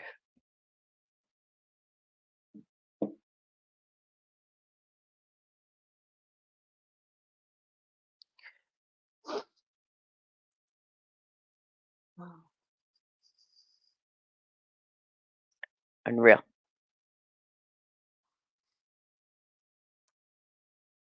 Unreal.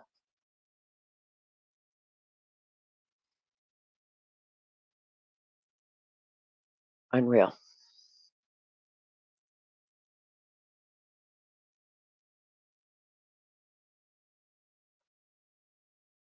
Just working on some songs.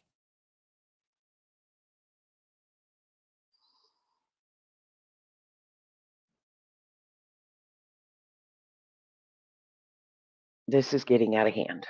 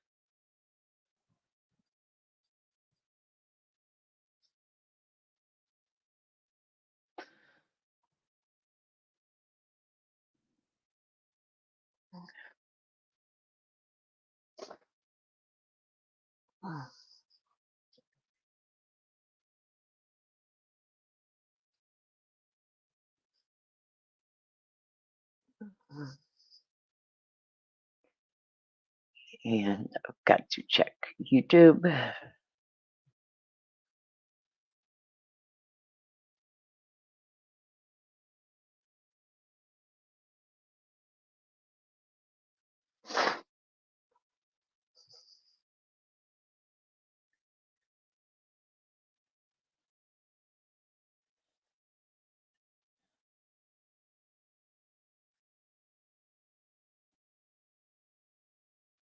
Yes, it is kicking off.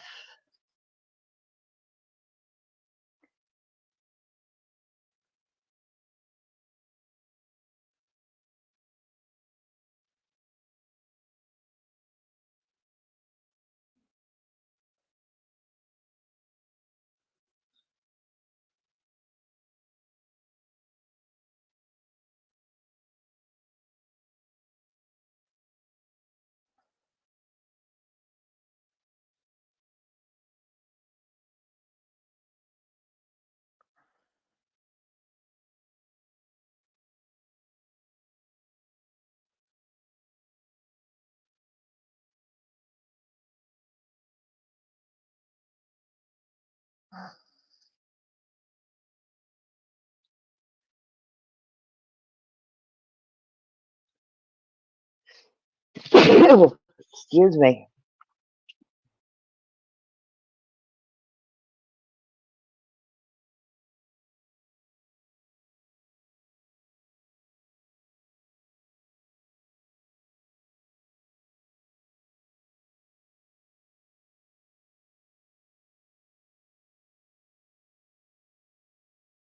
Thank you, AJM.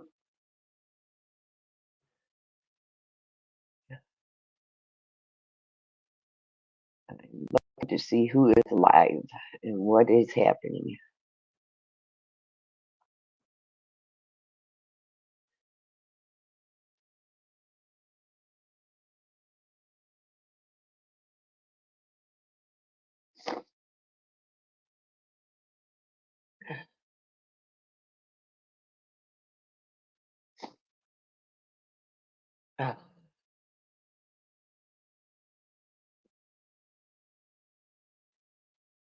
I guess there was another Cobra meeting.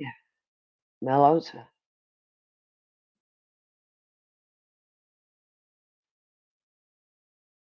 Did you hear anything about that?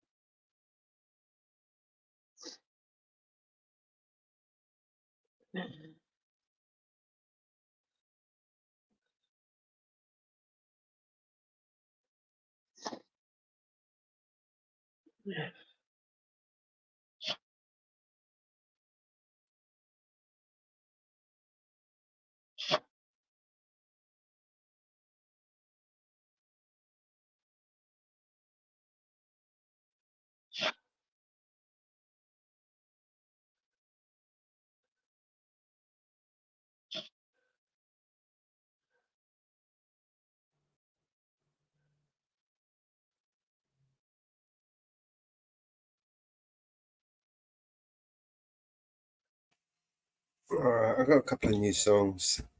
I think got some songs as well that have been emailed to me. Okay. I am going to upload what I got. Give me a moment.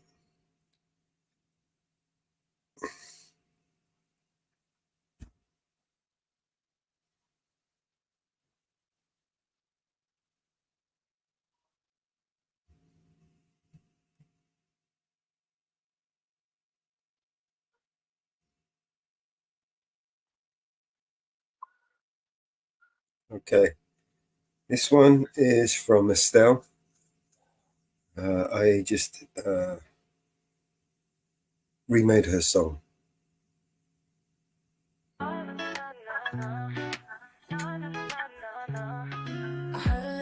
From the snitches, rumors been flying around like witches. He said, she said, you've been having fun. So many places you forgot the best one. Out there, looking like it's coming out the season. But ain't a sea of lanes be there, but running in the back. She's got fire in her. You don't seem to want her. All you do is cancel her. I just might try to steal her.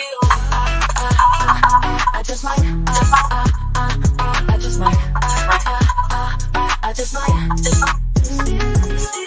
I can take that girl from the mind. You lost is my find. I love the dollars to shine. One look and I'll make them blush. Red in the cheeks, a little bit flush. With a woman like that, well, you should never rush. You left her alone out there. Looking like the diamond of the season, but in a sea of men, beware of the woman in the back. She's got fire in her eyes. You don't seem to want her. All you feel like kills her. Well, I just might try to steal her. I just might. I just might. I just might. I just might. I just might. I just might. I just might. Na na na na na. Na na na na na na na. Na na na na na. Na na na na na na na. Ain't it obvious you're walking a thin line, but you lost big time, and I hope you do. Ain't it obvious you're walking a thin line, but you lost big time, and I hope you do. She's got fire in her eyes. You don't seem to want her. Oh, you feel like killing well. Yeah, yeah. I just feel her. That's on my next one. I just feel her. I just might. I just might. I just might.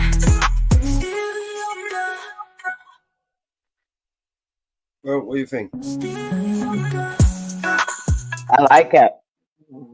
I hope she likes it. Check private chat. You're gonna get a laugh. Oh, is this something we can share? Let me mute it. No, it's just between us.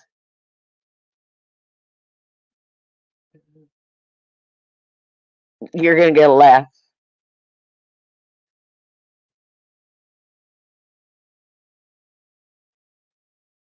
You're gonna get a laugh. Oh, this guy's a knobber. Do you remember him? yeah, that's why I'm saying you're gonna get a laugh. You're gonna get a laugh. Remember this idiot? This is the one that We banned. yeah, well, he was the one that bought the book and then started complaining about buying the book. Yeah. One of these, Yeah, we banned him. We banned him. Fucking idiot. Yeah, he's playing games. He's playing games with subscribers. All right, well, here's one from BNC. He's playing games with people. Whose stream is he copying? Whose stream did he hijack? Chaos in the streets, the city pulse beats uneven. Storm recalls a cobra meet, emergency reason. Right-wing riots setting fires hard to breathe in. Contemplating on peace, but the violence ain't ceasing. Ministers and chiefs in the room, strategies discussing. Gotta stifle those flames if the mob keeps on thrusting. 30 targets, hate and barking, lawyers and charities shared with emojis behind masks. How dare these faces of hate rage to England and Belfast cries. Terror in their actions, pain hidden in victims' eyes. Silhouettes against fires, democracy questions. 6,000 lines of blue prepared for battle, armor vested. Too much pain in these streets, we walking through the storm. Liberty's cost, we paying it, this is the reform.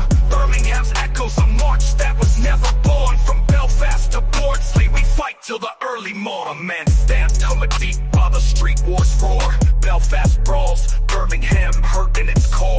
Pub windows smashed, cars wrecked, the community tore. False mobilization stirring up fears to the fore. 400 arrested, but the count keeps on rising. A standing army born, the PM's devising battle plans against riots. The nation's pulse now fighting. Hatred feeds the beasts, but we need uniting. Hooded knights, flame light spots marked for chaos. Mask up, throw stones, but that ain't us with a just cause. Protect home, shield bones, pure hearts discuss loss. Emerald Isles and Silver Cities regain what we lost. Too much pain in these streets, we walking through the storm. Liberty's cost, we paying it, this is the reform. Birmingham's echoes a march that was never born. From Belfast to Bordsley, we fight till the early morn. So here's a call to arms, but not the ones that harm. We need peace, strategies heal, not armed. Cobra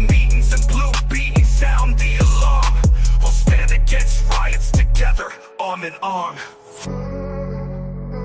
Fade out with echoes of the city's cries for peace and a determined voice of the community aspiring for harmony and justice in the face of violence and disruption. Oh, who's he got up that he's going to get struck from?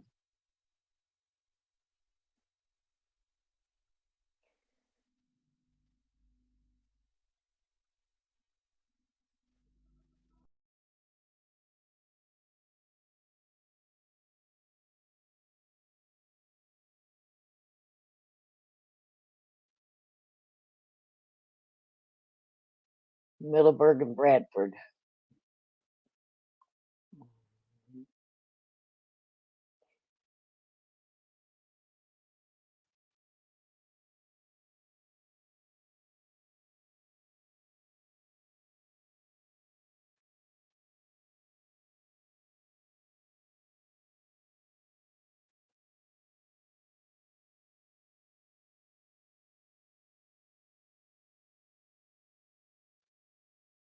Is BDA live?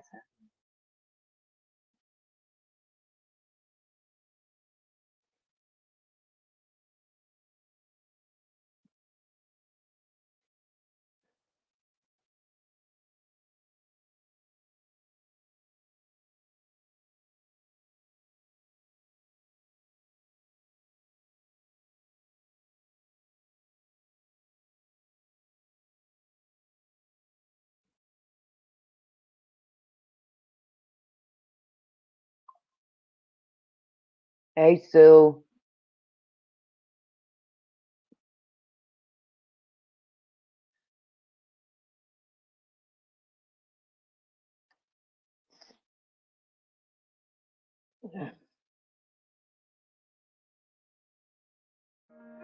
I am channel. It was like we living in a powdered keg, sparks set to ignite. Fireworks in Plymouth skies, ain't no beauty in this fight. Guildhall Square, two mobs clash, tension thick in the air. Stop the boats, they shout, but hate was really bare. Police in the mix, trying to handle the distress. Van damaged officers slam the city's a mess. Country on fire, the world's watching silent. Voices raised, fists clenched in defiance. This ain't the peace that we're meant to pursue. When will we learn? When will we start anew? Birmingham echoes, chaos under masked faces. Palestinian flags wave, violence in open spaces. Rumors fuel the fury, far-right ghosts haunt the town. Cars smashed, dreams dashed, another crown thrown down. Across the nation, the story repeats. 400 arrested, in the headlines, in the tweets. Country on fire, the world's watching silent. Voices raised, fists clenched in defiance. This ain't the peace that we're meant to pursue. When will we learn? When will we start anew? Prime Minister speaks of order, police ready at his command. Emergency Cobra meetings, isn't peace what we demand? Rotherham's cries, Tamworth flames flicker in the dark night. It's time to find a better way, it's time to fix what ain't right. We look at each other wondering what's the soul's worth. Lost in the chaos of the mobs dispersing on earth. It's a cold war in our streets, history's tired repeat. Seeking justice and peace in every encounter we meet. Country on fire, the world's watching silent. Voices raised, fists clenched in defiance. This ain't the peace that we're meant to pursue. When will we learn? When will we start anew? The echoes of the clashes in the silence of the fights. Let's find a voice of unity, let's reach for greater heights. Cause when the firework fades and the night turns to the day, we gotta build a better world, yeah, there's got to be a way. Country on fire.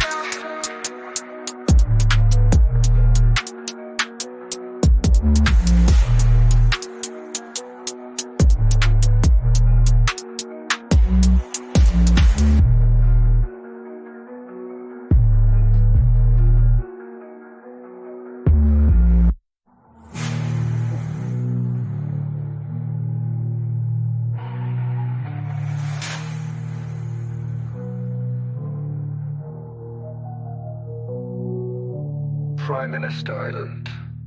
The world's watching silent.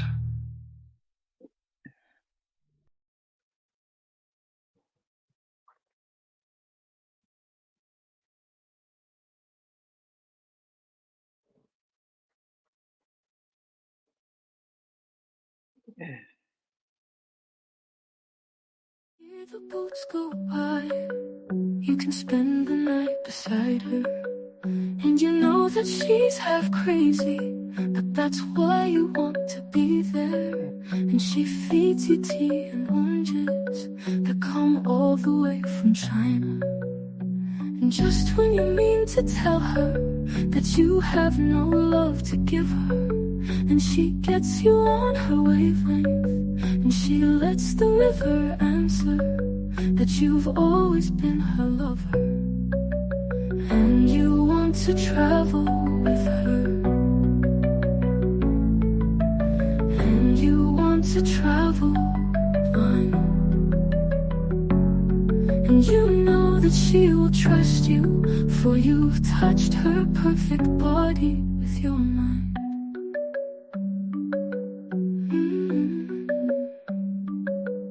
And Jesus was a sailor when he walked upon the water, and he spent a long time watching from his lonely wooden tower.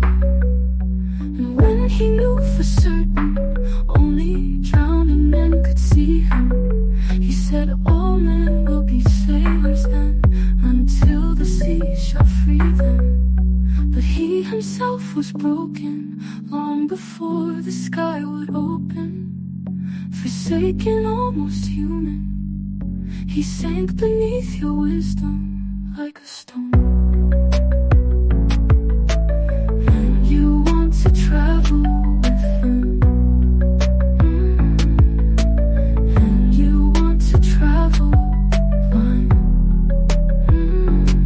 and you think maybe you'll trust him, for he's touched your perfect body with his mind.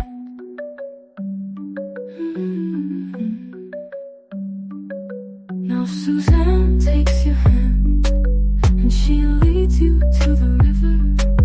She is wearing rags and feathers from Salvation Army counters, and the sun pours down like honey on Our Lady of the Harbor. And she shows you where to look among the garbage and the flowers. There are heroes in the seaweed, there are children in the morning. They are leaning out for love, and they will lean that way forever, while Suzanne holds the mirror. And you want to travel with her, and you want to travel blind, and you know you can trust her, for she's touched your perfect body with her mind.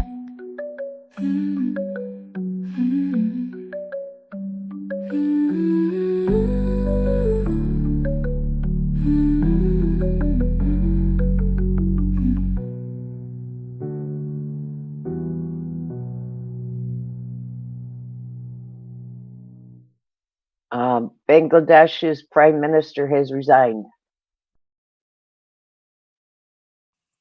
Which one? Bangladesh, Hausa Husseini has resigned.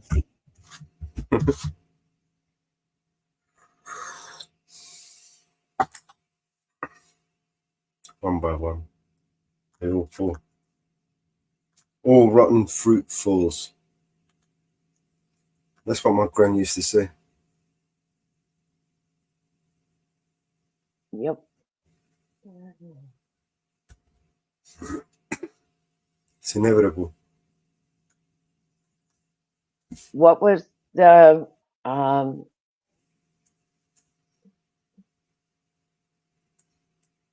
did Prime Minister give a new update? Just some stupid shit. I played it earlier. He to hold an emergency meeting with he held a new with his buggery brothers to talk about his thuggery while he's getting buggeries. He likes to get buggeried.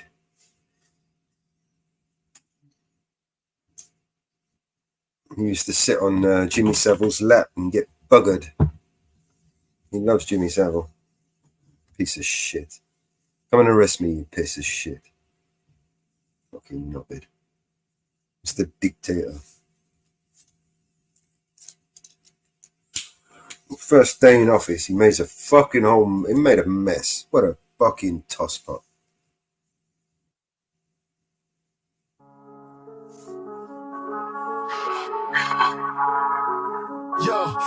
It's like we powder cake sparks set to ignite. Fireworks in Plymouth skies, ain't no beauty in this fight. Control square, two more bars, tension thick in the air. Stop the boats, they shout, but hate was really laid bare. Police in the mix, trying to handle the distress. Van damaged officers, slam the 60s a mess. Country on fire, walls watching silence. Voices raised, fists clenched in defiance. This ain't the peace that we're meant to pursue. When will we learn? When will we start anew? Birmingham echoes, chaos under mass faces. Palestinian flags wave, violence in all spaces. Rumors fuel the fury, far right goes far down. Cars smashed, dreams dashed, another crowd thrown down. Across the nation, the story repeats. 400 arrested, in the headlines, in the tweets. Live streaming in London. Walls watching silent, voices raised, fists clenched in defiance. This ain't the peace that we're meant to. Sorry, Mark, I couldn't hear you. Live streamers in London. Live streamers in London? Yeah. Yeah.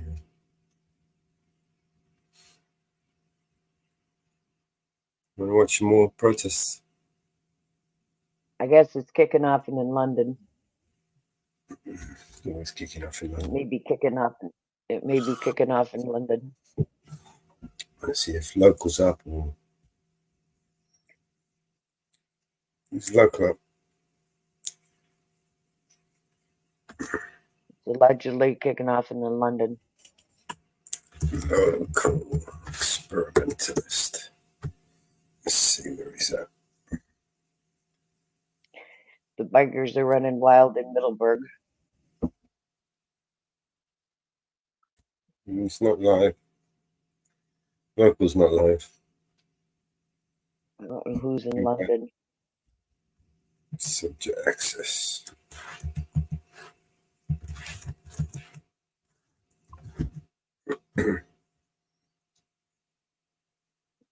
Didn't see him live either.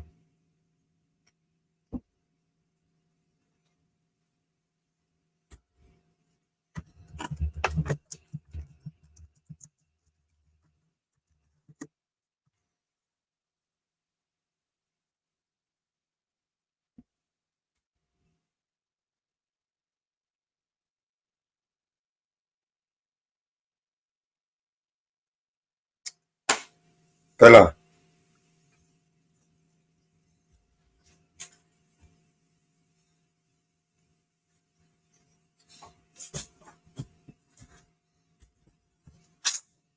It's just mainstream bullshit. I don't see any live streamers on there. Where's the live streams? I'm not finding any. Mainstream media bullshit. That's what I'm thinking.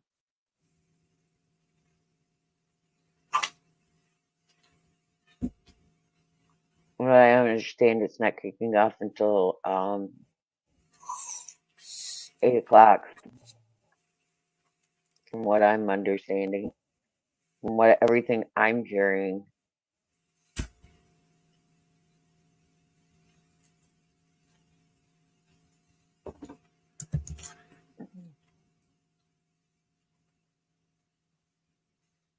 CNN. Everything I'm watching is propaganda.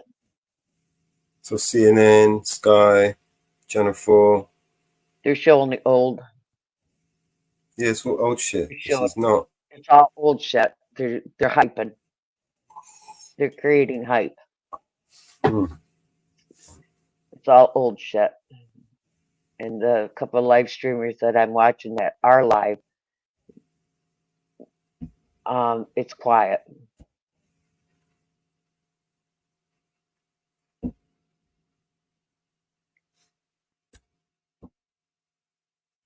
It's quiet. They're showing old shit and they're trying to get people hyped.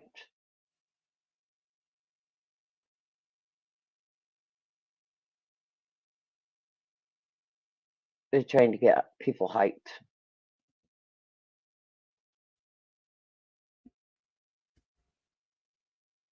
They're trying to get people hyped.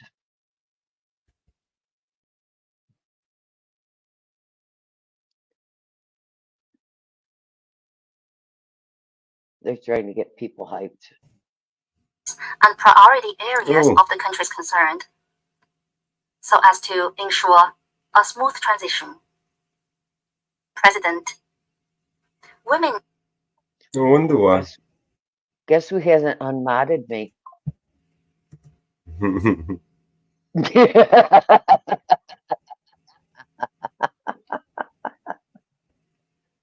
Oh. There you go. This is what they're trying to distract us from. Enhanced protection of women and girls in conflict areas. This is also one of the responsibilities of teams. We support the Council in exchanging useful practices and taking stock of lessons learned on how to better advance the WPS agenda in light of the situation, needs and challenges of peace operations in transition.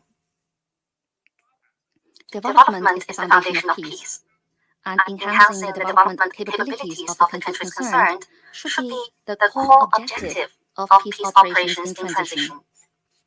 Therefore, we should focus on promoting women's empowerment based on development and supporting women who account for half of the population in leveraging their wisdom and potential, thereby truly taking their future and destiny into their own hands. We support UN missions while fulfilling their mandates and designing projects to focus on long-term and transitional needs by actively helping conflict areas develop infrastructure, education, and eradicate poverty so as to consolidate the hardware foundation for gender equality. We support countries concerned in elevating the protection of women's rights and interests to the level of national will, and along with the implementation of 2030 agenda, making sustained investments in women's empowerment and development so as to continuously enhance women's representation and voice in political, economic, cultural, and social affairs. The transition of peace operations does not spell the end of international support. We support the international community based on respecting the sovereignty and leadership of the countries concerned in continuing to support countries in conflict and the development of their women's undertakings. We support UN Women, UNDP, and others to further play their role in helping the countries concerned effectively tackle the challenges faced by women, such as poverty, discrimination, and the digital divide. Developed countries should effectively fulfill their ODA commitments and provide financial, technical, and capacity building support to developing countries, African countries in particular. We strongly call for accelerating the reform of the international financial architecture and enhancing the decision-making power of developing countries in global economic governance so as to create favorable conditions for post-conflict countries to achieve development and prosperity. It must be noted that all efforts to prevent and resolve conflicts and to create a peaceful environment for civilians, including women, are key prerequisites for advancing the WPS agenda. No matter what transitions or adjustments peace operations go through, the promotion of political settlement of hotspot issues should always be the most fundamental mandate. UN missions should step up good offices and mediation, form synergy with regional organizations, support countries concerned in promoting DDR and inclusion and reconciliation. Capacity building support should be provided to the law enforcement agencies of the countries concerned so as to enhance their ability to protect civilians and maintain social order. President, now the Gaza conflict has been going on for over 300 days, with more than 10,000 women killed and over a million Palestinian women and girls facing famine. We reiterate our call on all parties to respond to the overwhelming consensus of the international community and to jointly promote the full and effective implementation of the relevant Council resolutions. To achieve an immediate ceasefire, to put an end to the humanitarian catastrophe, and to contain the spillover of the conflict. Madam President, for a long time, China has always actively helping with the reconstruction and development of post-conflict regions in such areas as economic development, education, health, and infrastructure. Through the China UN Peace and Development Fund, China has supported the countries concerned in carrying out projects and cooperation in the areas of counterterrorism, peacekeeping, and good offices. As the host country of the Fourth World Conference on Women, China has always been contributing with concrete actions to the development of women's undertakings in developing countries, conflict areas in particular. We have dispatched over 1,000 female officers and soldiers to UNPKOs, provided emergency food aid to women and children facing starvation in the Horn of Africa, helped over 10,000 villages in Central Africa set up mushroom sheds and chicken farms, and assisted Afghan women in generating income through the China-Afghan Pine Nuts Corridor. China is ready to continue working with the international community to make positive contributions to the advancement of the WPS agenda. Thank you, President. I thank the representative of the People's Republic of China for his statement. I now give the floor to Malta. Thank you, President. I also thank Executive Director Bahous, ASG Toby, and Ms. Carr for your comprehensive recommendations. The rapid pace of these transitions presents unique challenges that require our immediate attention and action. Gender equality must remain at the core of the UN strategy, footprint, and capacity to support sustainable peace building. Regrettably, we are witnessing the withdrawal of UN peace operations and special political missions without meeting the minimum conditions for ensuring women's security, humanitarian access, and the rule of law.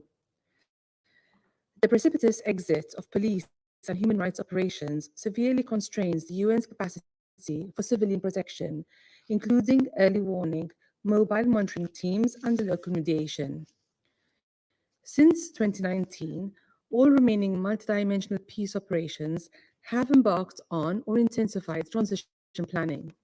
Consistent with UN policy, these processes must ensure meaningful consultations with women's groups and integrate gender-responsive analysis to gauge the impacts of transitions on women, men, girls, and boys.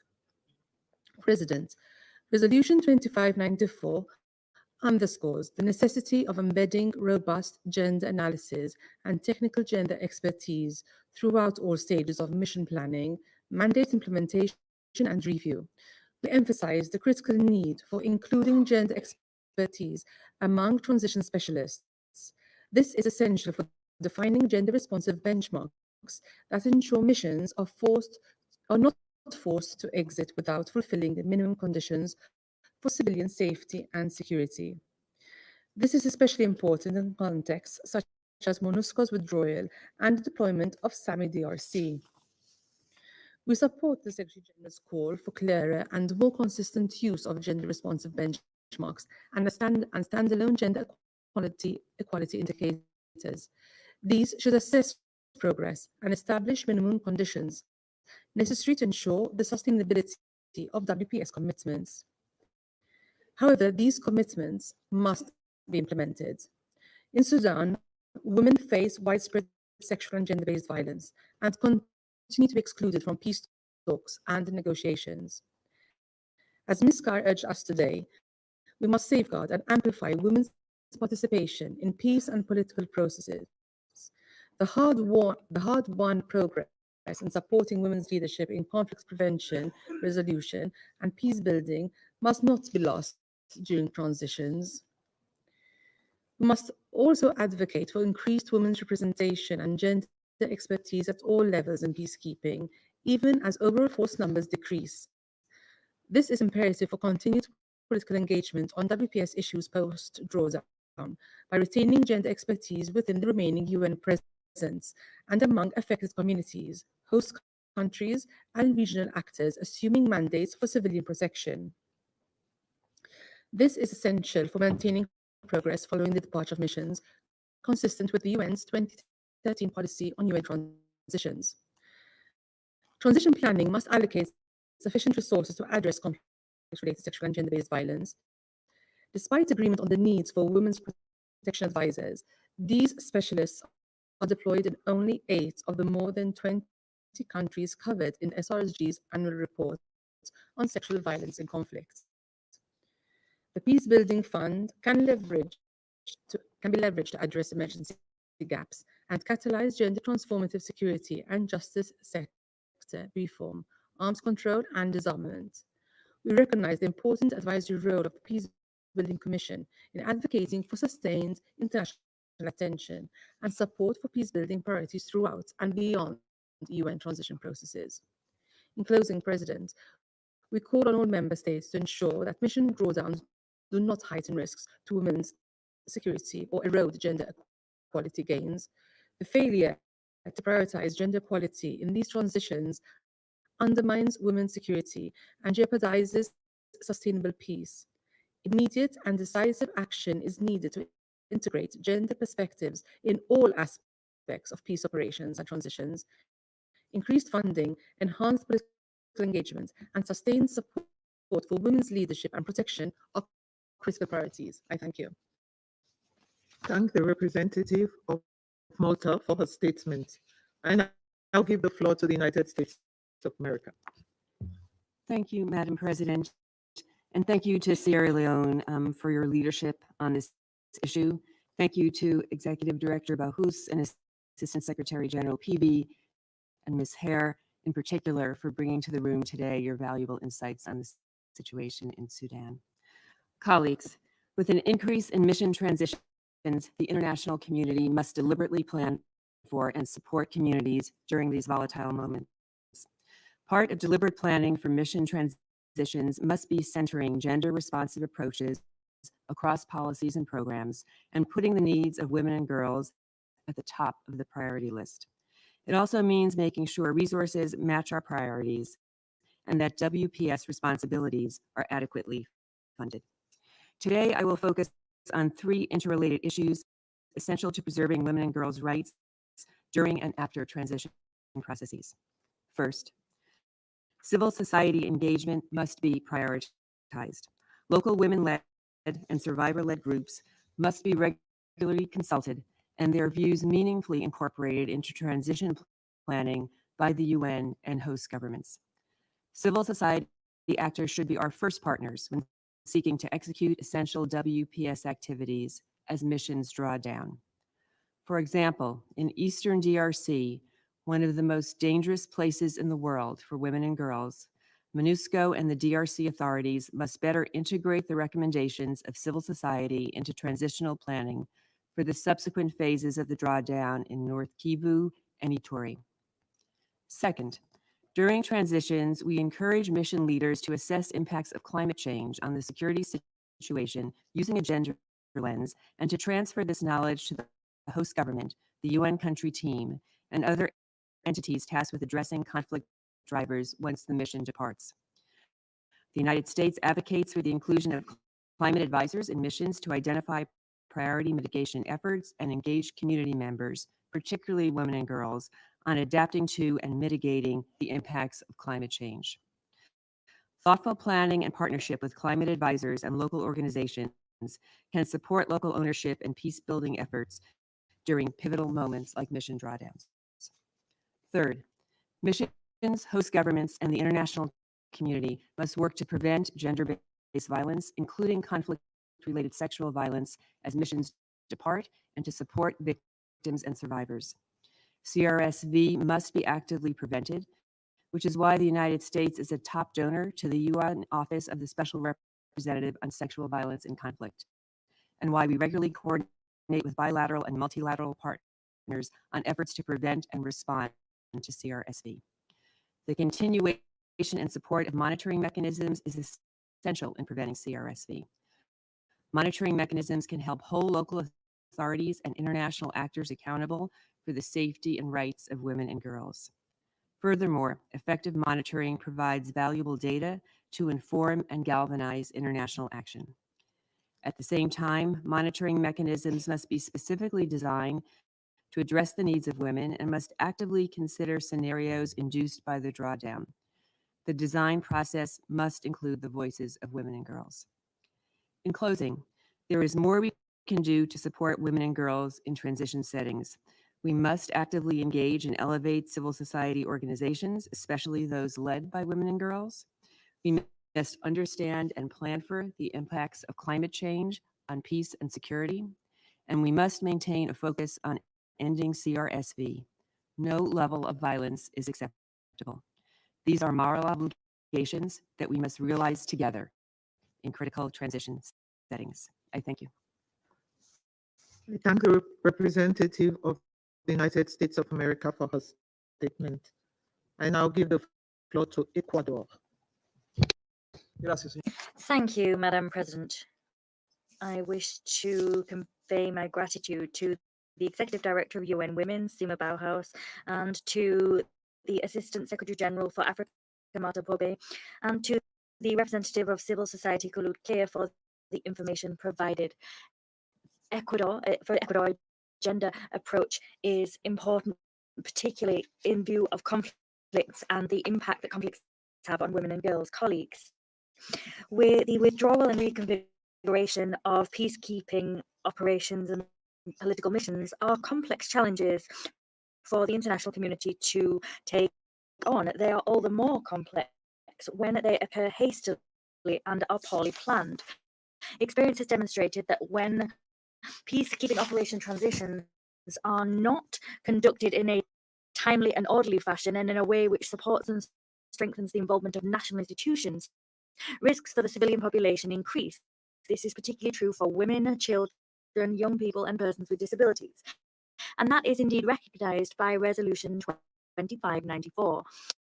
Elsewhere, casting aside the full, meaningful, equitable, and safe participation of women in all stages of the negotiating process for peace, as well as in electoral and policy-making processes in accordance with the provisions of Resolution 1325, undermines efforts to build peace. That cannot be denied.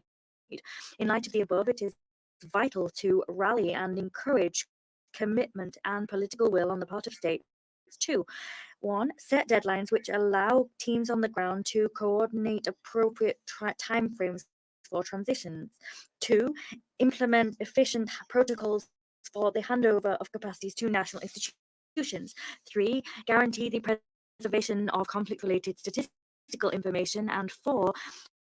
Build on processes of pluralistic dialogue as well as following up on unresolved issues.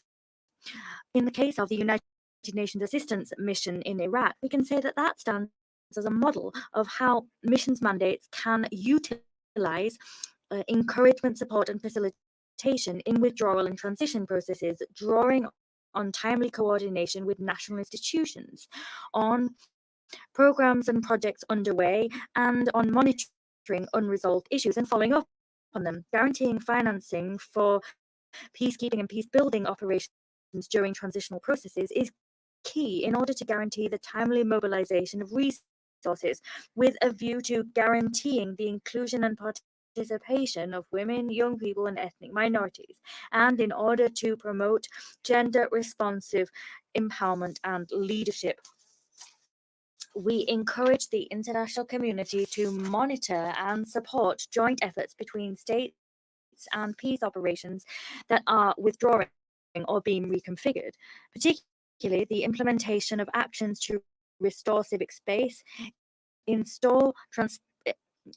establish transparent accountability mechanisms, and support the implementation of national action plans for women, peace, and security are all vital.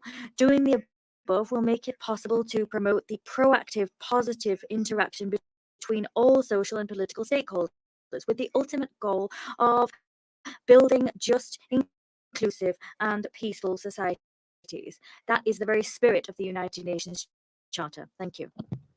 I thank the representative of Ecuador for his statement. I now give the floor to the Russian Federation. Thank you, President. We would like to thank Executive Director of UN Women, Sima Bauhus, ASG for Africa, Martha Babea, and Ms. Khalud Khair for the information that they shared with us and their assessments of the current state of affairs on the Women, Peace and Security agenda.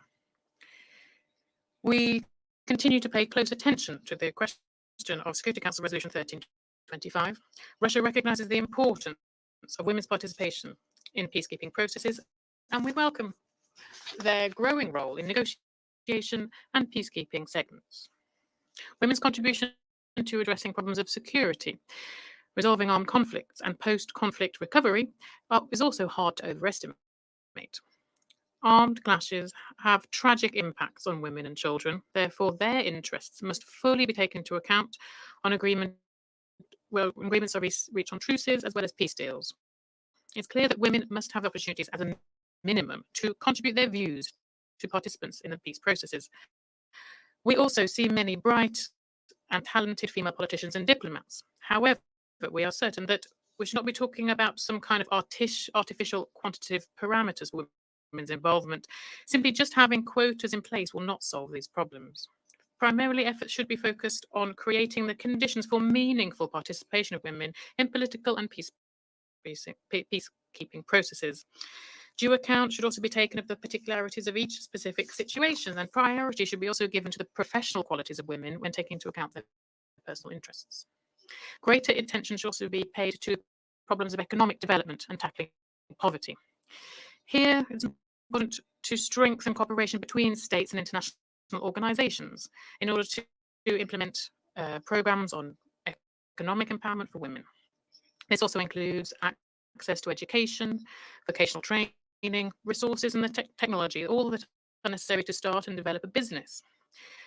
The economic independence of women facilitates their social protection integration in peacekeeping processes.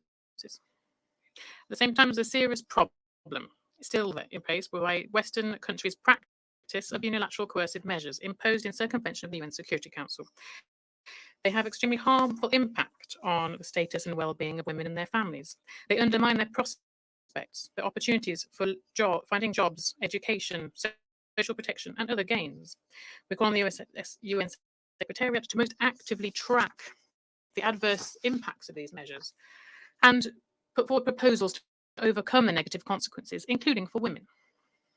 It's also necessary to undertake efforts to protect the family and mothers.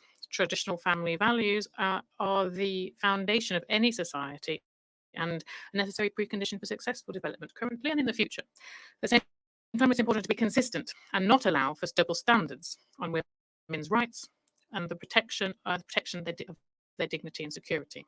Thus, it's therefore hard to swallow the fine words and broadly correct arguments uttered by our Western colleagues when, to the detriment of the Olympic movement that they have essentially monopolized, at the Olympic Games in Paris, female boxers are being publicly subjected to violence on the part of athletes who had previously failed hormonal tests done by the International Boxing Federation. And according to the Federation and according to common sense, are men. This is absolutely repellent sight from all angles, shows what damage to women's rights and dignity is done by the LGBT agenda that the West so aggressively imposes on the rest of the world. We think that in many traditional societies, the impact of women, wives, and mothers on political and social processes is done through ways hewn over centuries and can in fact be even much more effective than those done within the framework of liberal ideas. President, in terms of peacekeeping operations of the UN, then we overall support the initiative of the Secretary General to increase representation of women in peacekeeping. As of July 2024, 19 police and military Russian women are serving in UN PKOs. We're actively training women peacekeepers from third countries throughout the specialized centers through the Ministry of Foreign Affairs and the Armed Forces of the Russian Federation. We do this because we know for sure that women's involvement allows for more sustainable and trusting relationships to be created with local populations, as well as the prevention and investigation of existing violations against women and children. And it also enables for subsequent measures to be taken for the recovery and reintegration of victims. At the same time, the situation in conflict regions where peacekeeping operations are being deployed differ greatly one from another. And also the challenges that they face are also diverse. There's no point, as we see it, to overestimate the importance of the gender factor in peacekeeping contingents if we're talking about stabilizing security situation, in particularly regions beset by armed and terrorist groups. Priorities. The priority of the UN peacekeeping work should be placed on finding peaceful solutions as soon as possible. At the end of the day, the main responsibility for security and protection of civilians, including women, and their well-being is borne by the national governments. We know examples where peacekeeping operations have remained in host countries for years, but not able to substantially change the situation, and sometimes they actually became part of the crisis itself. In a UN peacekeeping mission would conclude with a full handover of responsibility to the national government of all issues. However, as we said earlier, this isn't always possible. In this case, the necessary assistance could be extended through funds and programs of UN specialized agencies, including those focused on women's empowerment. Regional organizations like the African Union have also acquired significant experience in providing assistance to states in the continent on these topics discussed today. In our view, the international community should support these efforts and provide the necessary support. President. In conclusion, I'd like to underscore that the drawdown of UN peacekeeping operations should not lead to a decrease in the level of protection and participation of women in peace processes. On the contrary, this process should boost and strengthen traditional national and regional efforts to ensure their security and achieve lasting and sustainable peace. Russia is ready to work constructively with all of those who agree on the importance of this endeavor. Thank you very much. I thank the representative of Russian Federation for his statement. I now give the floor to Slovenia. Thank you very much, Madam President, and also welcome to the Council from our side. And I would like to thank Sierra Leone for organizing today's briefing. I also want to thank the briefers of today, Ms. Bauhaus, Toby, and Ms. Kaye, for their insights and also for their recommendations to the Council. In recent years, we have seen a drawdown of peacekeeping operations and special political missions in 8 country settings. More than any time before, there is a need for the Council to focus on post-missions period to safeguard the gains achieved during missions' presence on the ground.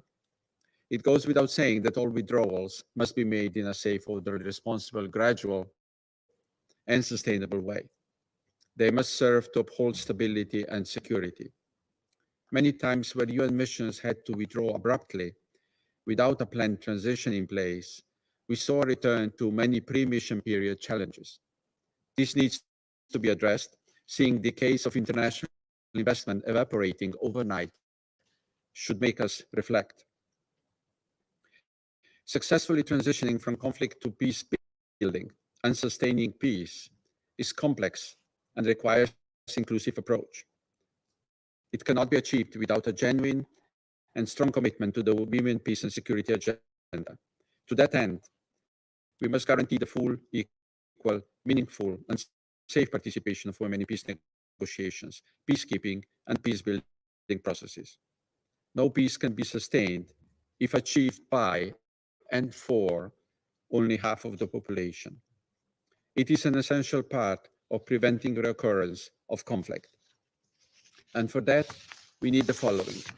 First, a comprehensive gender-responsive analysis and expertise integrated into all phases of transition processes.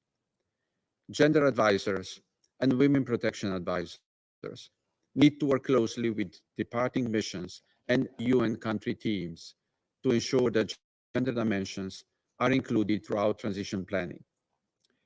Additionally, adequate resources need to be allocated for the UN country teams to sustain efforts and gains achieved with regard to gender equality. Second, local women-led organizations are playing a critical role in building community resilience and peace building.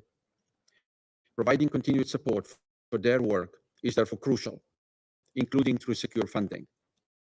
Slovenia will maintain its support for the work of local women-led organizations, also through the Women, Peace and Humanitarian Fund, which enables women peace builders and human rights defenders to respond to crisis and build peace in their communities. Third, we must invest more in women participation and leadership. We should continue encouraging national political actors to include women in their delegations. They should also be encouraged to allocate resources for the implementation of the commitments of the WPS agenda. If needed, the UN and member states can offer training, capacity building, or any other logistical support. We value the expertise of the Peace Building Commission as well as the Office of the High Commissioner for Human Rights in this respect.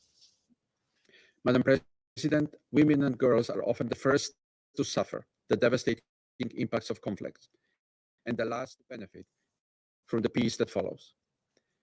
In order to contribute to lasting peace, it is essential to ensure their full, equal, meaningful, and safe participation in peace and security processes. Their rights need to be protected and accountability for sexual and gender-based violence guaranteed. Transitions are an opportunity for positive change. UN missions should, with UN country teams and in close cooperation with the government, jointly prepare gender-responsive benchmarks before mission is withdrawing. We can only achieve inclusive and equitable peace that benefits everyone through upholding our commitments to the Women, Peace and Security agenda. Thank you, Madam President. I thank the representative of Slovenia for his statement. I now give the floor to Japan. Thank you, Madam President. I also welcome your presence in this council, and I thank Sierra Leone for convening this important briefing focusing on sustaining WPS commitments in the context of accelerated transition of peace operations. I also appreciate Ms. Hus, Ms. Bobby, and Ms. Gea for their comprehensive briefings. The Security Council has mandated United Nations field missions to prevent and respond to conflict-related sexual violence, CRSV, and to establish monitoring, analysis, and reporting arrangements. It's important when drawdowns and the exit of peace operations are accelerated. The Council develops more advanced holistic transition planning for such missions to allow tasks related to sexual and gender-based violence, SGBV, and CRSV to be properly taken over. This is to prevent negative impact on the implementation of the WPS agenda. Madam President, I would like to make 3 recommendations in this regard. First, in order to best support sustainable UN mission transitions, sufficient time should be ensured to transfer tasks to the host government, the UN country team, and civil society organizations. Accordingly, peace operations should engage with non-mission stakeholders from the time of normal UN peace operations. Furthermore, activities towards a smooth transition should be guided by gender-responsive conflict analysis and take into account the needs of women and girls. Second, the entire international community should work together with the UN country team and other stakeholders in order to secure women's leadership and agency. They should also prioritize ensuring civic space in the advancement of women's full, equal, meaningful, and safe participation in politics, peace building, and other processes during and after transition process. This includes building the capacity of women leaders and institutions. As you recall, in March, during its presidency, Japan held the open debate entitled Promoting Conflict Prevention, Empowering All Actors, including Women and Youth, followed by the press takeout attended by 67 countries, jointly committing to prevention and sustainable peace building. which necessitates a comprehensive approach engaging all members of society, including women. In the debate, Japan reiterated women should be included in all stages of peacekeeping operations, including transitions, and in all preventative activities at the national, regional, and international levels. In this vein, we would like to recall that Resolution 2594 requests the Secretary General to ensure women's needs are fully integrated in all prioritized and sequenced stages of mission mandates and mission transitions. Third, to prevent a sharp drop in funding and interventions on gender equality and the WPS agenda after the departure of a UN mission, a transition plan should be developed in advance. This plan should ensure women's participation, which will contribute to preventing a reversion to conflict after the mission's withdrawal. As we learn from the aforementioned Council's open debate, the WPS perspective should be incorporated into the mission's activities from the time of its deployment. The Security Council should encourage missions to cooperate with all actors, including other UN agencies that will remain in the country after the withdrawal of the mission, and call on them to implement the WPS agenda. I remind the Council the Peace Building Commission, PBC, has a good history of holding meetings on countries in mission transition, as well as on WPS, as the PBC convenes all stakeholders to discuss how to further the support to these countries and to submit useful advice to the Security Council. Madam President, in conclusion, Japan reaffirms its commitment to the WPS agenda and prevention of SGBV and CRSV throughout peace processes. Thank you. I thank the representative from Japan for his statement. I will now give the floor to the representative from Mozambique. You have the floor. Madam President, we commend the Sierra Leone presidency for convening this timely briefing on this important topic. We are also grateful to Ms. Sima Bahous, UN Women's Executive Director, Ms. Marta Pobi, UN Assistant Secretary for Africa, Ms. Kolut Kahil, the representative of civil society, for their comprehensive and insightful briefings. Madam President, we have been witnessing the drawdowns, reconfiguration, and accelerated closures of the United Nations peacekeeping operations and special political mission in different areas. Mozambique holds the view that these transitions, if mismanaged, pose significant risk to the hard-won gains in women, peace, and security across peace building, security, and development. It is imperative that careful consideration and meticulous planning guide these processes to mitigate the associated risks and ensure sustainable peace and stability. The protection and well-being of civilians, particularly women and girls, should be our top priority. The WPS agenda, as a critical component of UN peace operations, has the potential to catalyze sustainable peace and transform the lives of women and girls in conflict-affected areas. These can be achieved through promoting gender equality, enhancing protection, supporting women's participation in decision-making, and empowering women's leadership.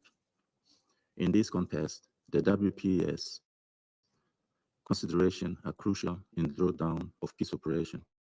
Two, firstly, safeguard progress in promoting gender equality and women's empowerment. Secondly, maintain women's engagement in decision-making and peace building. Thirdly, ensure continuity in preventing and responding to sexual and gender-based violence. Fourthly, equip national and local institutions to assume WPS responsibilities.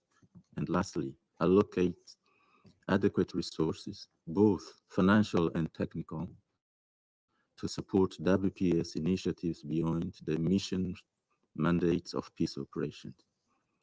Mozambique is convinced those goals can be achieved through comprehensive integration of WPS into transition planning, supporting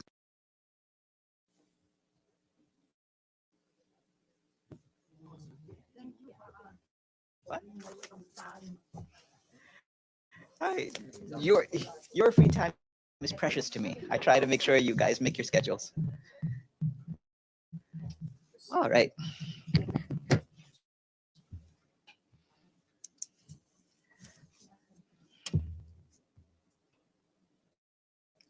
All right. Good afternoon, everyone. In Gaza today, the Office for the Coordination of Humanitarian Affairs says that relentless hostilities and recurrent evacuation orders are driving a seemingly endless cycle of displacement and making it increasingly difficult for people to access the humanitarian assistance they need to survive after 10 months of war. To give you just one example, when malnourished children in Gaza have to flee suddenly, it is extremely challenging for humanitarian partners to monitor and follow up with the necessary services and for displaced families to carry the malnutrition prevention and treatment supplies they need. Repeated displacement, coupled with insecurity, access constraints, and other challenges, also continue to hamper the early detection of children and women in need of nutrition services. These factors also constrain partners' ability to scale up their operational presence and store life-saving supplies. The UN and our humanitarian partners in Gaza remain committed to delivering critical assistance to people across the Strip, wherever and whenever possible. Our partners working on the shelter response in Gaza continue to monitor the movement and needs of newly displaced people in Deir el-Bala and Khan Yunis and provide support. Since the 22nd of July, they have provided hundreds of tents to families displaced in southern, central, and northern Gaza. Meanwhile, between the 22nd of July and this past Sunday, 48 of our partners working on the health response in Gaza reached more than 250,000 people across the Strip. There are also more than a dozen emergency medical teams supporting local healthcare workers, including 3 in northern Gaza. However, ongoing hostilities and the constant bombardment of Gaza have caused numerous mass casualty incidents in recent weeks that have stretched humanitarian organizations' ability to respond to trauma and emergency cases. Poor water, sanitation, and hygiene conditions, coupled with overcrowding, is also driving disease outbreaks. Today, the World Health Organization said it is working with UNICEF and the Ministry of Health on a range of measures, including polio vaccination campaigns, following the detection of a variant of poliovirus type 2 in environmental samples in Gaza. Although no clinical cases have been detected, the risk to children is high, and we must move rapidly to prevent and contain the spread of the virus.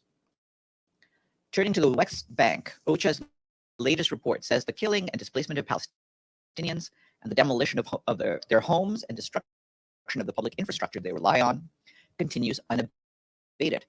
Between the 30th of July and the 5th of August, 16 Palestinians, including 2 children, were killed by Israeli forces, 9 of them by airstrikes. Another 56 people were injured.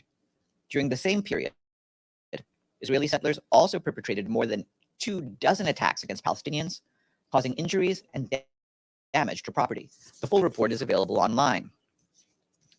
This morning, Sima Bahous, the executive director of UN Women, briefed Security Council members on the topic of women, peace, and security, sustaining commitments in the context of accelerated drawdown of peace operations. Ms. Bahous expressed concern at the potential effects of multiple recent decisions to shrink or close peacekeeping and special political missions. These decisions are made even as the number and intensity of conflicts and insecurity grow and are too precipitous to allow for the proper involvement of women or the prioritization of gender equality. Ms. Bahous also underscored that women and issues of gender equality more broadly are often underrepresented or absent in negotiations with host governments over mission drawdowns or departures. She called on the Security Council to ensure that UN transitions safeguard gender equality gains and women's meaningful participation in all possible ways.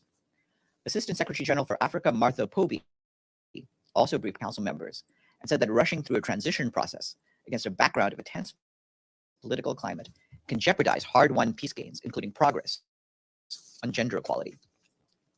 Turning to Zimbabwe, the Office for the Coordination of Humanitarian Affairs reports that the food security situation in the country is deteriorating rapidly following a historic drought caused by El Nino. More than half of the harvest was destroyed, and some 7.6 million people are now at risk of acute hunger. UN Assistant Secretary General and Climate Crisis Coordinator Rina Jelani, alongside the Assistant Executive Director of the World Food Program, Valerie Garnieri, recently concluded a week-long mission to assess the impact of the drought, and they call for more international support for the humanitarian response. As you might recall, authorities in Zimbabwe declared a nationwide state of disaster in April.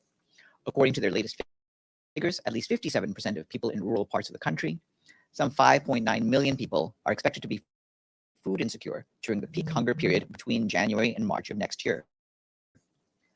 The drought has strained Zimbabwe's economy, with more than a fifth of school-aged children now out of school. It has also led to critical water shortages. The UN and partners continue to work with the government to support response efforts. However, the $429 million flash appeal launched in May, which aims to assist more than 3 million people, is only about 11% funded. Turning to South Sudan, where our peacekeeping mission, UNMISS, the African Union, and the Intergovernmental Authority on Development today visited Tambura County in western Equatoria. The high-level visit is the latest in a series of interventions by stakeholders to reduce tensions and prevent conflict following outbreaks of violence in April 2024 and in 2021, which caused significant loss of life, destruction of property, and widespread displacement. During discussions with local authorities and communities, the delegation called for grievances to be resolved through dialogue and stressed the importance of peace-building initiatives that address the root causes of conflict. Our colleagues in the peacekeeping mission in the Central African Republic, MINUSCA, this week launched several projects aimed at enhancing civilian mobility, safety, and regional accessibility. Among the key developments are the construction and rehabilitation of bridges in several localities across the Sangambere prefecture. The mission is restoring 2 ferry services in the Waka and Sangambere prefectures to improve accessibility across the regions. These initiatives, to be implemented in the next months, are expected to ease patrol operations, facilitate humanitarian access, and boost local economic activity. The initiatives highlight the mission's support to the country's efforts to restore its state authority and deliver basic services to civilians affected by conflict. And in Myanmar, the World Food Program has launched an emergency relief response for more than 100,000 people impacted by ongoing floods. Driven by intense monsoon rains since late June, severe flooding has affected over 200,000 people in Myanmar, with many temporarily displaced. WFP teams are now on the ground delivering assistance to at least 120,000 people in Bago, Kachin, Kayin, Magwe, and Sagaing. The support provided includes cash, rice, special nutritious foods, and fortified biscuits. As flooding continues in different parts of the country, WFP continues to monitor the situation and prepares to further expand its flood response as needed. And now for a change, let me see whether anyone is online with questions. No. So it's you. Yes. Okay, Maggie. Thanks, Farhan. Just starting in the Middle East, has the Secretary General been making any phone calls while he's away, trying to de-escalate? He has been making phone calls. I'm not able to tell you all the people he's been talking with, but there are some calls happening, including, I believe, later this afternoon, with people just discuss a wide range of issues. And some of those, of course, are about the Middle East. Could you give us some of the countries that he's speaking to people in? Not at this point. I mean, obviously, he's talking to a number of influential countries, as indeed are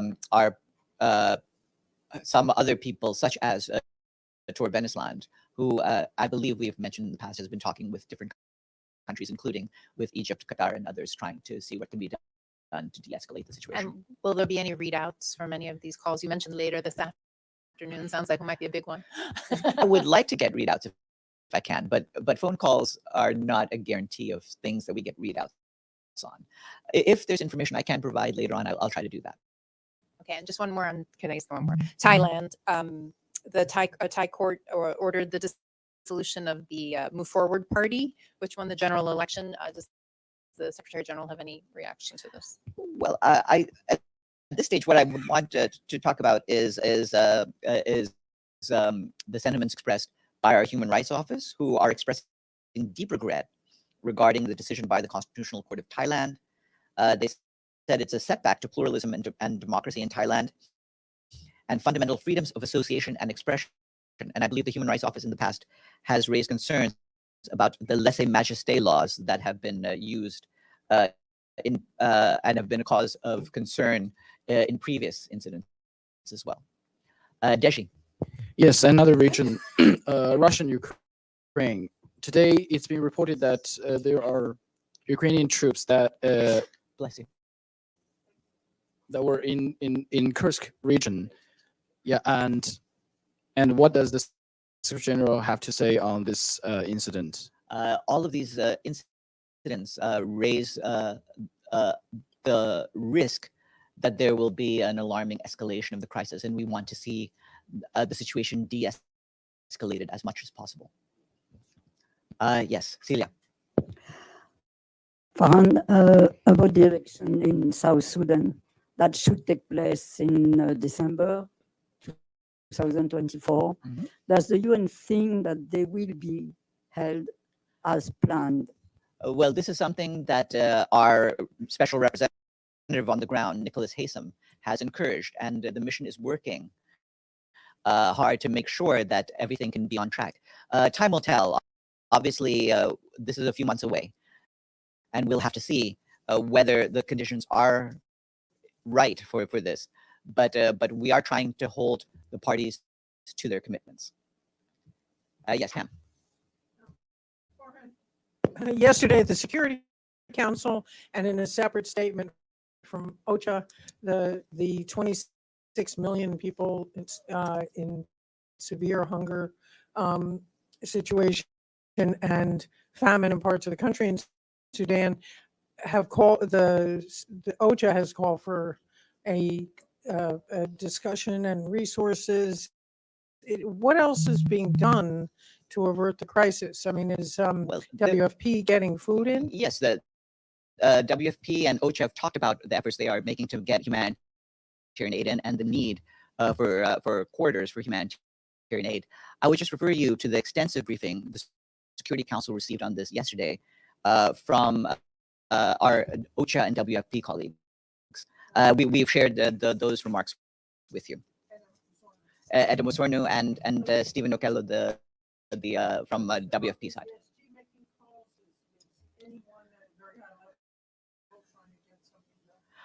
Yes, at the highest level, we are engaging countries in the region, trying to do what we can to get aid in. Again, a lot of the details were mentioned to the Security Council yesterday, and I'd refer you to that. All right, Vladimir. Yeah, it's like clear up, please. You were talking about the escalation regarding the offensive of Ukrainian troops in Russia. What kind of escalation do you mean? Do you mean that Russia will start the war against Ukraine? We've already made clear where we believe responsibilities lie. What we want to do is make sure that in all of the actions they take, all of the parties on the ground try to avoid anything that would cause the crisis itself to expand. And this is what we are trying to do. Ultimately, this is a further testament to the need to resolve the crisis, again, on the basis of the United Nations Charter and the resolutions of the UN General Assembly. Gabriel. Hi, Farhan. Thank you. There's been a little bit of escalation on the Israel and southern Lebanon border over the last 24 to 48 hours, some tit for tat back and forth. Has the Secretary General had any conversations with anyone regarding specifically that tense area right now? Well, our officials on the ground, including General Aroldo Lazaro, the head of UNIFIL, and Janine Hennis-Blecher, the special coordinator for Lebanon, have been in touch with a range of people trying to do what can be done to de-escalate the situation. And on ceasefire and Gaza talks, where does the Secretary General, what's his thinking on it right now in terms of where we're at? It's no secret. Everyone's sort of waiting to see what, if if anything, Iran does in response to the assassination, of course. Do we see this does the Secretary General perhaps see this as a window of opportunity or not? How's his thinking on that? I wouldn't link the situations. We have for a long time, for many, many months, been urging the parties to go the extra mile and complete the process of achieving a ceasefire, as well as the release of hostages and improved humanitarian access and delivery. We continue to push for all those. Obviously, you know as well as I do that we've been close for a while without getting to that point, but we need to get to that point. The people of Gaza and indeed the people of Israel have both been suffering and living in fear for far too long. Yes, Maggie. A follow-up to Gabe's question, actually. Several countries are telling their nationals to leave Lebanon in case of escalation, and some embassies are apparently sending staff to Cyprus. Is the United Nations moving any of its national or international staff out of Lebanon? We have not been moving our national and international staff. There's been no decision to suspend UN operations in Lebanon. As part of our regular administrative procedures, the presence in the country of family members of personnel will be temporarily reduced, and that is happening now. Sinan? Thank you, Farhan. Since last night, we see pro-Syrian forces attacked. They made a new attack in Deir ez-Zor in Syria, and we see civil casualties. At least, I think 10 people have been killed there. I wonder if you have a comment on this latest escalation. Yeah, we are against any new signs of escalation in Syria, and certainly we want the parties to work together with Geir Peterson in his efforts to find a lasting resolution to the crisis. Ephraim. Thank you, Farhan. On the recent B'Tselem report, the Israeli human rights organization on what B'Tselem calls the torture camps in Israeli prison, where the report says every Palestinian inmate is condemned to severe, relentless pain and suffering, torture, sexual violence, and that's only the tip of the iceberg. And it also says that the practices are so systemic, there is no room to doubt that it's an official policy of the prison authority.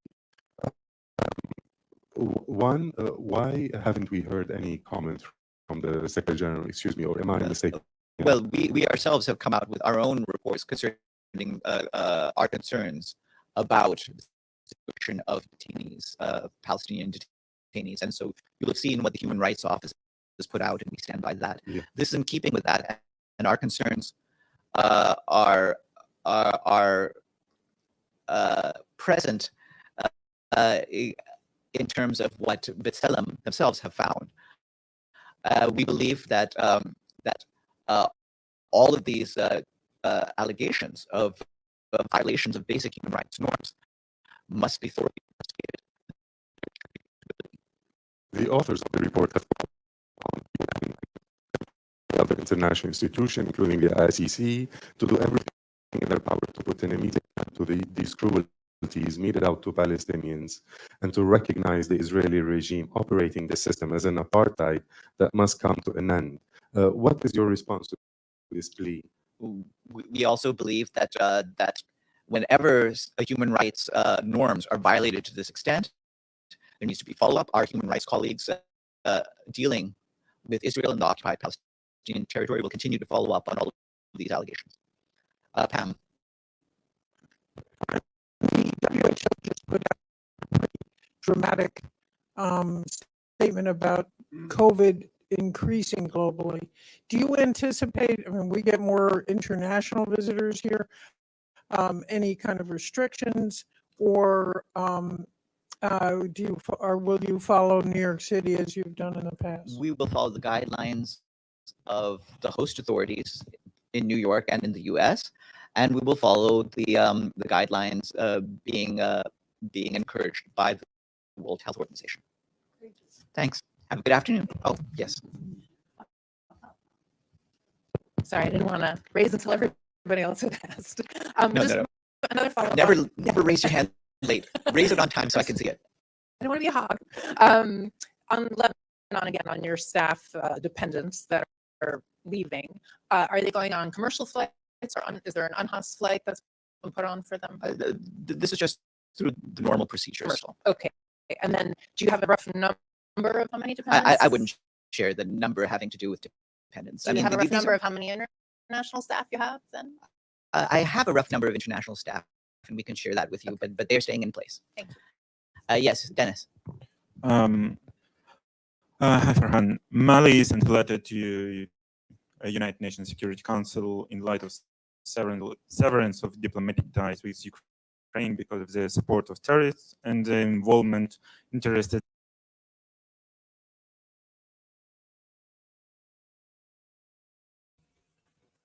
Mama Bear, you still there?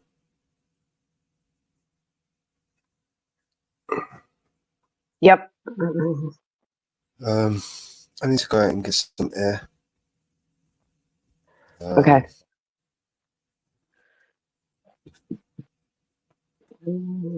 I don't know. You all right? I don't know.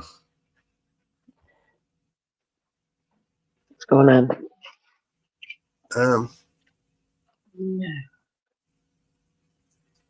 I'll tell you offline.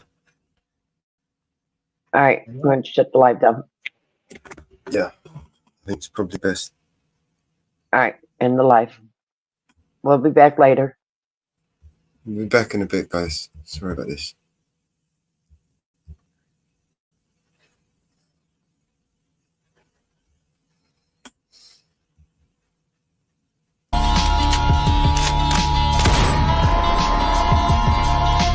This is your emergency broadcast system.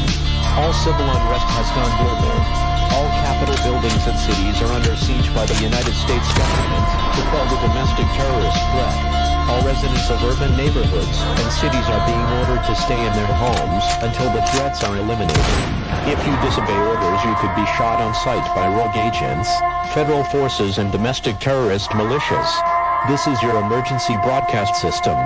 This is a national alert. Imminent threat is nationwide. You must stay in sight of your homes or risk being shot on sight. The conspiracy is upon you. Your conspiracy friends were right all along. Now you must learn to survive. If you hear this, you are the resistance. This is your emergency broadcast system. End of broadcast.